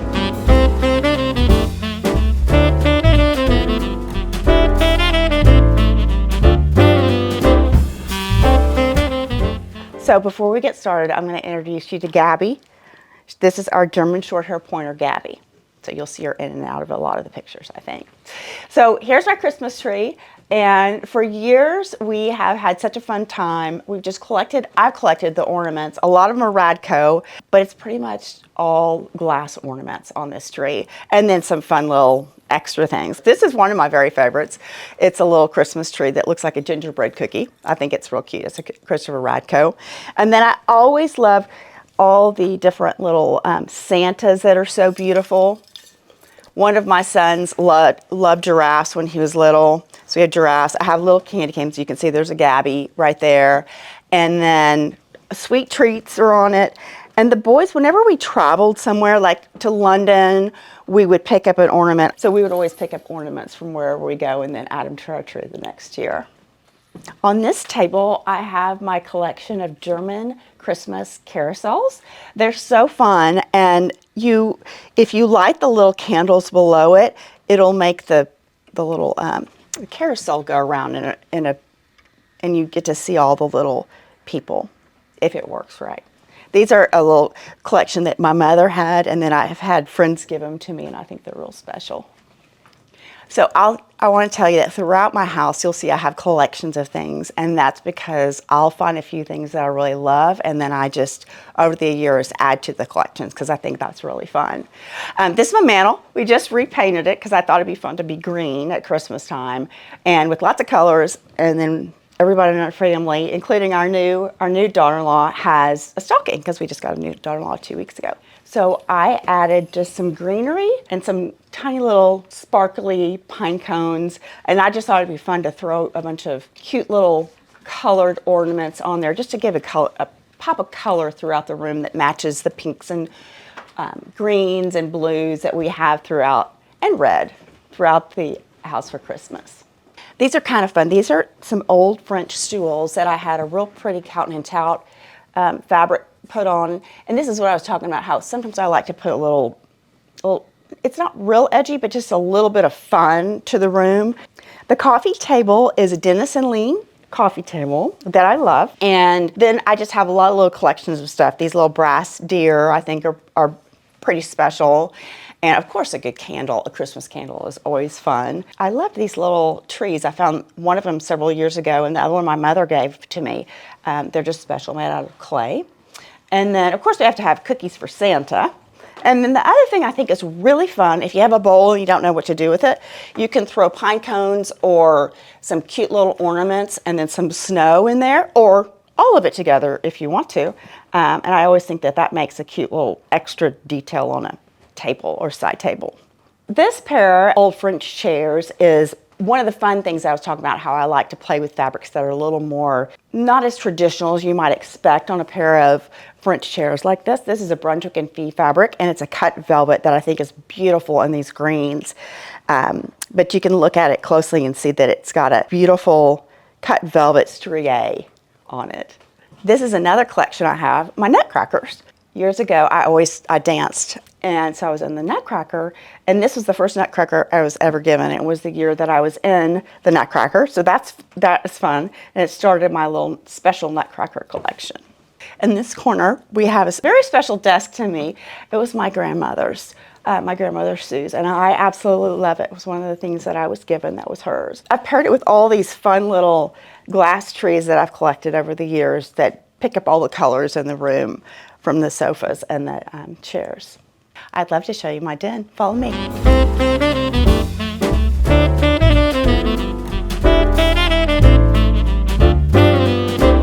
Welcome to the den. We love to hang out in this room, read a book, play a game, or just visit. You may recognize some of the furniture and fabrics in this room because they are the chairs and the sofa from Kips Bay this year. Welcome to this corner where we have our bar. I have it all decked out for Christmas, and I have some painted champagne bottles, which, by the way, if you don't have a Christmas present and you need one for a friend, it's always a fun gift, and people love them. And with champagne, one of my favorite drinks would be a French 76, which, you can make in your cute little Christmas cups, but this is a fun fact if you don't know. A French 76 is made with vodka, whereas a French 75 is made with gin. So that's a fun little thing for you to know. Cheers. Coming this way, I have some more little nutcrackers. These are special because all three of my sons played baseball, and my oldest son played baseball in college. This is actually the color of the first team that he played for in college. This is the team of the second one he played for in college, and they all three played for a high school team that had, these same colors. So that's kind of what those little special nutcrackers are all about. If you come around here, we've got a special grandfather clock that was in my husband's family, and special to him, and me, of course, too. And then our cute little mantle. My wallpaper is a Brunswick and Fee that I love. I think it's so precious with all the little Japanese lanterns. And I just did a real simple little mantle around this fireplace where you can sit, and it's really cozy. And then I have the tree in this room, which is a flocked tree, which I absolutely love flocked trees. I feel like they show off the ornaments, and they sparkle, and they just make me happy. So this coffee table is an old coffee table that I found in New Orleans. I love to go to New Orleans to shop, and it fits perfectly in this room, so I love it. This is a cute little gumdrop tree that our family has always decorated with gumdrops. Some years it's just red and green, and then some years it's all colored. My sister-in-law gave those to us one year for Christmas, and it's one of my favorite little ornaments. The thing I love the most about my home is when it's full of my family and we're just hanging out having a great time. I love our house because it's very cozy and we can pack them all into the room together and have a great time. Now I'm going to take you into my kitchen. Follow me.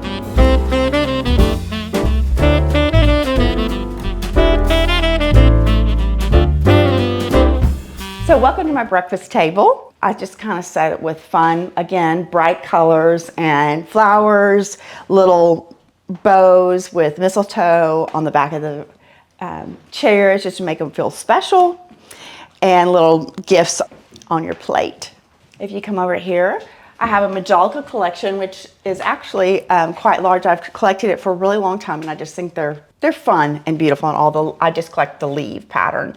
And then this little guy is really fun. He is actually a woman in New York City who is from France, painted him. And she has a whole little collection, but she only does a few every year. My sister gave this to me. And then these are some cute little, again, from New York City, from a cute little store there. And then welcome to my snow village. Our snow village is a really fun family tradition. My mother-in-law had a snow village with my husband and his sister when they were little, and when she passed away, we inherited it. And we opened up several of the boxes, and quite a few of them were broken, but we decided what we wanted to do is every year the boys would put together the snow village with my husband Mo, and then they would go pick out one or two additional little houses in this collection. And so it's kind of gotten to where it's grown over the years a lot, but they have a whole lot of fun putting it all together, and you'll see they're fun things. Since we have 3 sons, of course you're gonna have a school and a post office and ice cream shop, church, a place to get cowboy boots, see Santa, and then there's a fishing, of course, because my boys love to hunt and fish. This is their little fishing bait shop. And the Christmas tree, place that sells Christmas trees. You got your firehouse, and then of course your train station. Over here I have some little Czech rhinestone trees that I've collected that I think are so precious, and they just sparkle and they make me happy. The brackets came from my room from Kips Bay. They're made out of plaster and then were painted from Kashi plaster. But I think they sparkle real cute with the trees on them. So again, I added some little details to the back of the bar stools just to be a little different. It's a little sparkly tree versus the mistletoe. The last thing I want to show you is this little frame piece right here. This is from when I was a little girl, and in church they had us do a little drawing, a little Christmas drawing of everyone in my Christmas Sunday school class did. And they chose mine to be the front of the Christmas program that year. I started out in college and I studied interior design at the University of Texas in Austin. And I came out of school and worked for Sherry Hayslip doing high-end residential, which is where I found my love for residential. I started my own business about 4 years later and have continued to work as an interior designer since then. I primarily do large builds and remodels, and I love all the details. I'm really into all the little details about every single thing, whether it's the trims or the monograms or all the things that make it actually become a home. Now I'm going to take you into my dining room.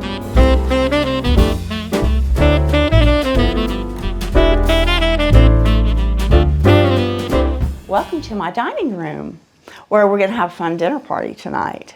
I had a lot of fun decorating this table, and I always love doing all the flowers and making the table really special so that when your guests arrive or your family to have dinner, that they know that you've put a lot of thought into it and that they're excited to be here and that you're excited to have them. I have this beautiful green heron china, and then the napkins were done by a friend of mine here that has an embroidery service, Kendall Geldard. The wine glasses were my grandmother's, and then I have Francis I is my silver pattern.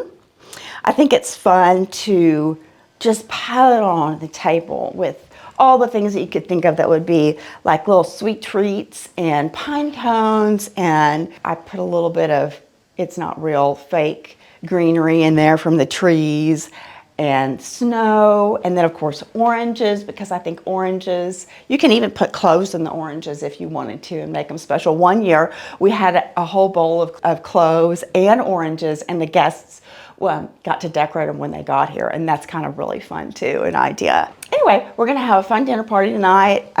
We're gonna cook some tenderloin and some twice baked potatoes, some asparagus, and I have a fun salad that I'm gonna do, and then of course dessert always. And on this table, I had some hot tea or hot chocolate if you wanted some, or of course if you want a little slice of cake, I'll get that for you. And this beautiful little coffee cake, it's always good. And then this beautiful table is one that I found in New Orleans from one of my favorite shops there.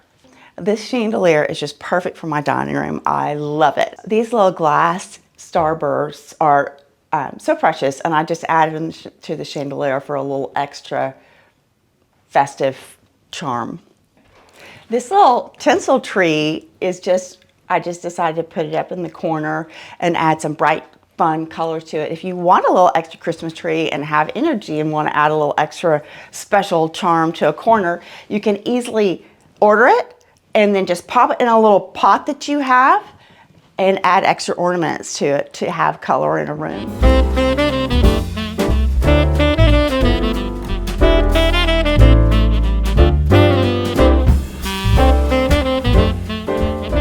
The holidays mean to me a time of getting together with family and friends, but really heavy on the family for me, because we have 3 boys, my husband and I have 3 sons, and now we have 3 daughter-in-laws, and my mother and father live in town here, as well as my sister and my brother and their families. So we have a great time all being together, and we will be here on Christmas Eve. I'm serving dinner. It's my father's birthday, and so that's always a really fun time and day for us, as well as Christmas Day, of course, too.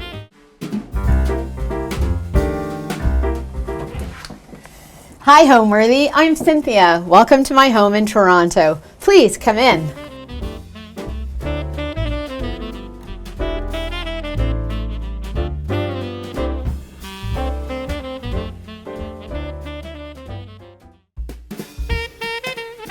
This Christmas, Homeworthy invites you into a season of wonder. Over the next 25 days, we're stepping into homes that sparkle with holiday cheer, where garlands tumble from mantels, ornaments hang like tiny treasures, and every corner comes alive with joy, merriment, and the spirit of the season. And I don't know how many ornaments are on the tree. Last year I got 1,400 on, and they were made all over the world. There were ones made in America, Poland, Italy, Japan, just a wide variety, and I love them all. We'll visit homes where traditions are cherished, where beauty is made by hand, and where rituals become memories that last a lifetime. We make about 400 of these rolls every year, and on Christmas Eve, our family delivers them to certain families within the area, and our kids get to participate in choosing who gets them. From quiet moments by the fire to happy gatherings around the table, we're celebrating the way the holidays transform our spaces and fill them with magic. We do quite a dressy table because it's Christmas and it's a party and you want it to feel special, but you also, it's nice to make the table a little bit kind of imperfect, a little bit higgledy-piggledy. I want people to feel at a party in my home as if they're kind of wearing a ball gown but going barefoot. You know, it's that kind of high-low moment, the kind of specialness, but also the coziness of being really comfortable. So pour something warm, settle in, and join us for Homeworthy's 25 Days of Christmas, a season-long celebration of holiday magic. To watch Homeworthy's entire Christmas collection ad-free, visit homeworthyplus.com or scan the QR code on screen. You're watching Homeworthy, where we believe every home has a story. Hi, my name is Cynthia Ferguson, and I'm an interior designer with a residential firm here in Toronto. My home is located in North Toronto. It was built in 1930, 1931. It's almost 100 years old, and it is what I call a jewel box. We kept all the original walls, and it is the original size, plus a little addition on the back. It is traditionally a 3-bedroom, 1-bathroom home when it was built. We've added on since then a little bit. And this morning I'm going to show you my home as we've decorated it for the holidays. I've lived in this home now for 25 years, which is the longest I've lived anywhere my entire life. When I was looking for a home upon returning to Toronto, I wanted something that was in a great neighborhood, walking distance for my kids to school, and something that was traditional. I love traditional design, and I wanted a home that would be comfortable for me to raise the boys in, but also great once they were grown and had left, that it didn't feel overly large. I wanted great access to downtown and to fabulous shops. And this home just hit all the boxes for me, except that it was painted all gray. And my realtor actually didn't want to show me this house, and I had to beg him to show me the home, and I ended up settling on this one. I just loved it. Welcome to my foyer. And I say foyer, it's very small. It really is a tight space for us, especially when my boys were playing hockey. Hockey bags were a disaster in here. But now that they're in their mid-20s, I get to actually have the foyer that I've always wanted. I love it because it is functional, but it's also really pretty and welcoming.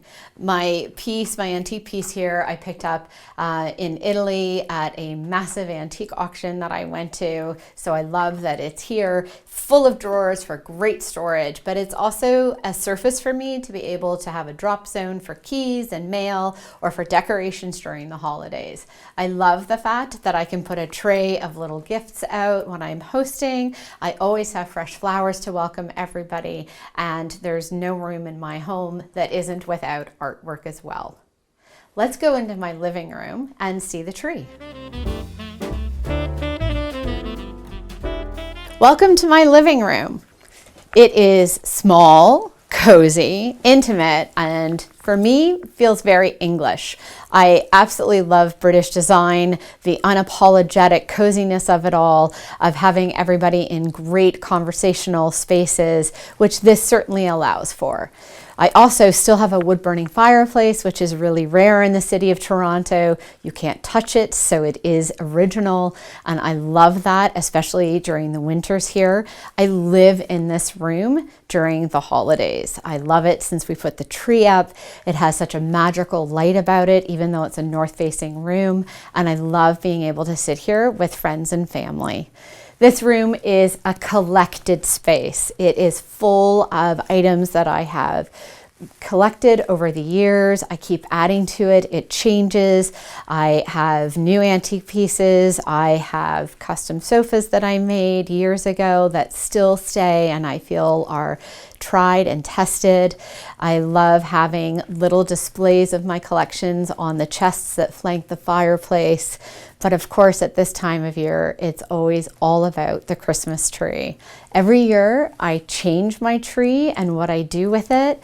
And I am a little bit obsessed with the glass balls that are on the tree and how the light is picked up and it almost looks like they are lit from inside. I think they're so special.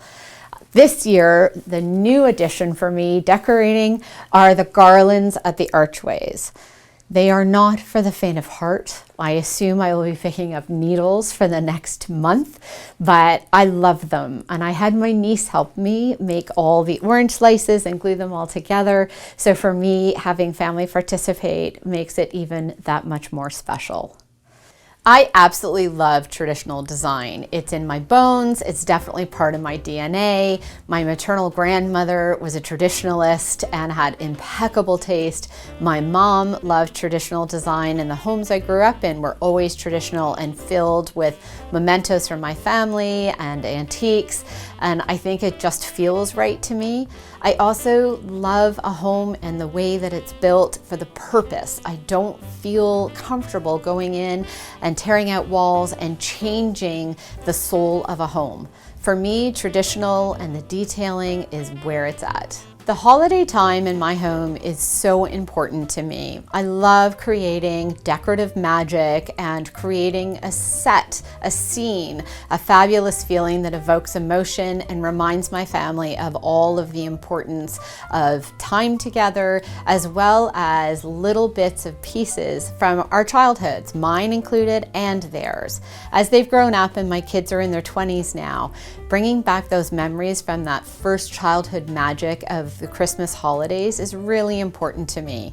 Whether it's garlands on all of the doorways that have ribbons and ornaments on it, or tree that has, old ornaments of theirs, or whether it's just the smells that come from decorating our home for the holidays with paperweights and live trees.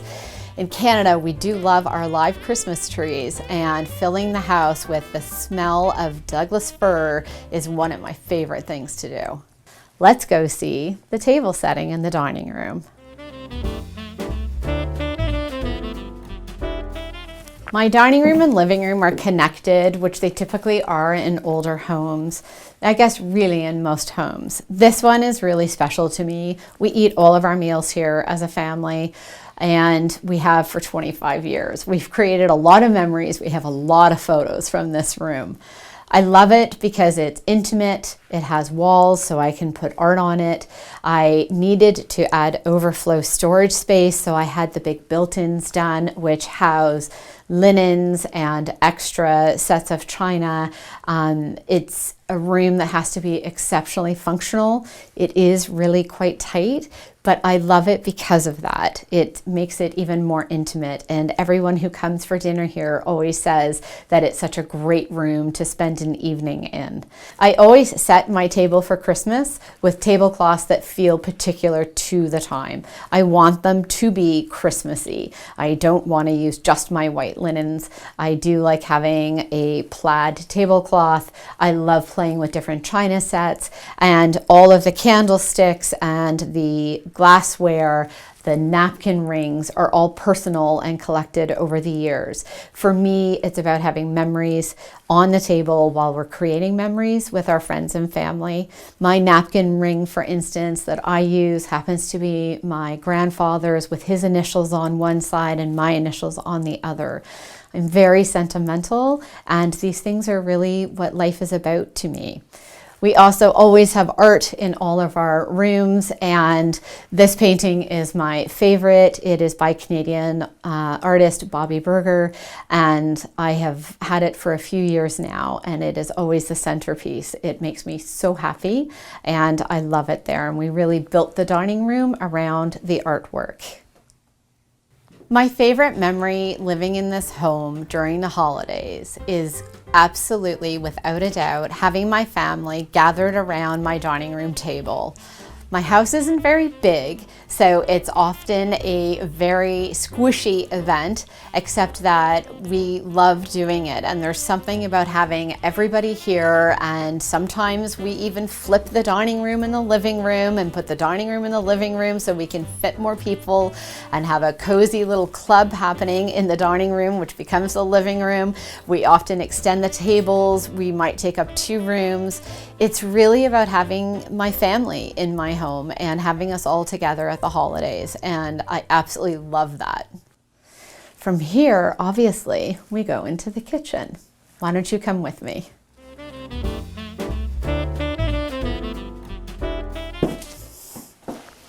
This kitchen is teeny tiny. It is the size of your average area rug, measuring a whopping 11 feet by 9 feet. It really is quite small. I like it because it is well designed, even though when I renovated it, it kept me up at night. This was the one room that robbed me of hours of sleep. In the end, I'm so thrilled with it. I'm really happy with how it functions. I'm very happy with how it feels. And even though I renovated a number of years ago now, I'm still happy every morning I come down. At Christmas though, it's a whole other ballgame. We typically feed 20 to 25 people for Christmas, and it is crazy for counter space here. We don't have a backup fridge, we don't have anything else, but it's always cold at Christmas in Toronto, so we can use things outside and store at least the beverages outside. This kitchen is my favorite for the fact that it's so personal to me. Of course, I have memories in here as well, especially of my older one cooking in here and sending me videos of him flambeing while I'm away and thinking that he's going to burn the house down. It's an area that I love to add Christmas decorations to, just in subtle ways, and being able to have Christmas in here as well. I love the space, I love the flooring, the warmth of it, I love the colors that I chose, and you'll notice it actually is the only white-walled room in my home. My professional journey is something that I actually fell into and wasn't planning on. I originally thought while I was at university that I would head into law as a practice, and I ended up taking a left-hand turn. That was the best thing I ever did for my entire life and for my career. I started by actually refinishing furniture and was doing folk painting, which was really in the early 90s. And that led to going back to school for design, and I was living at West at the time and ended up working for a firm from Hong Kong for a bit, which really taught me the discipline of drafting by hand. And then when I returned to Toronto, I decided to open my own practice. And I feel very fortunate that I found something that I was so passionate about and loved so much early on in my life. Shall we go and continue the tour upstairs? Follow me. Here we are on the second floor. We're actually in the primary bedroom, which is mine. It's tiny and a little jewel box as well. It measures a mere 11 by 11 feet. It isn't intended to be the primary in this home, but I like it because it's square and it's on the back of the house, so it's a little bit quieter. Although I do hear my sons when they come in at the end of the night still. I also wanted something dramatic and cozy. I'm only in this room, hopefully 7, maybe 8 hours a day. So I painted it black, which was quite controversial at the time. I color washed it, meaning that I took it from the baseboards right to the crown molding, all the same color, all the trim the same color, which makes it feel a little bit bigger if that's possible. I also took this room and added really personal little elements to it. I actually created a larger closet by stealing space from the room that's on the other side of this wall, and I made a double closet for myself. I found these doors, which are magnificent, in the garage rafters of my home when I bought it, and so I brought them in to be the closet doors. I love them because they were intended to be in this house, but I'm using them in a different way. I also find layered lighting really great. I like mood lighting. I like the lights to all be on dimmers and softened. So at the end of the day, I crawl into bed and I turn on the sconces on the side of my bed to read or just actually sit and make my list of what I need to do the next day. For the holidays, I love adding bows to sconces. I also like always having fresh cut flowers in my room. I also found these great little houses, which are behind me, which light up, and I like having them on in the evening. I can't have a tree in here, but at least I have some Christmas magic. There are lots of tricks and tips for holiday decorating. I think one of the greatest things that I love to do is always have candles. The more candles, the more votives, the more candlelight, the better. Nothing sparkles better than candlelight in the evening, and it's a great economical way to create ambiance, which I think is really important for the holidays. The sparkle makes it special. I think the other part that I love to do is even just have bowls of ornaments, shiny, glossy, old ones collected from flea markets. Having a little bit of sparkle with the candlelight and the ornaments and bowls, it instantly makes it festive, and it's really cost effective to do. So this was intended to be the only bathroom in this house, and we lived like this for many, many years while the kids were little. Now it's my bathroom along with one other son, but this is a traditional 1930s bathroom. Combo shower tub on one side, and I made a larger vanity on this side when I renovated. I am not a fan of slab mirrors, but in this bathroom it actually makes sense. So the way that I dressed it up a little bit was by adding 2 oversized sconces on the mirror itself, which I then decorated with 2 oversized ornaments for the holidays. Kind of different, kind of fun. I think it's fun to push the envelope a little bit during the holidays. It's a few weeks that you get to be a little showy and a little fancier, which is always appreciated. When I entertain, my guests do need to use this washroom, so I make sure that it feels like a guest powder room.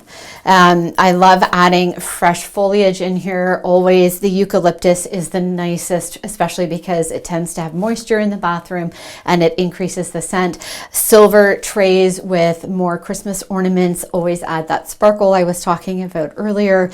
And a lot of people who have been here already know that I was bananas and decided to hand paint the wall behind me, which I did at about 11 o'clock at night one night. But I love it. And of course, every single room has always got art in it as well.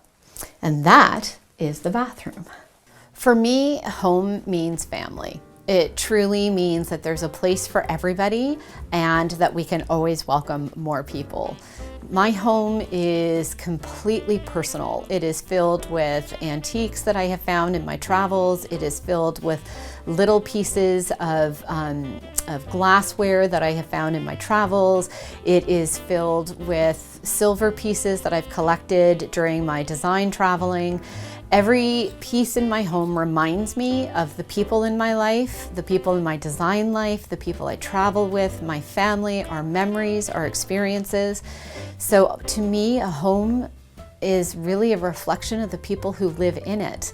And that is so important to me. Thanks for watching. Be sure to go to homeworthy.com for exclusive content, shopping guides, and so much more.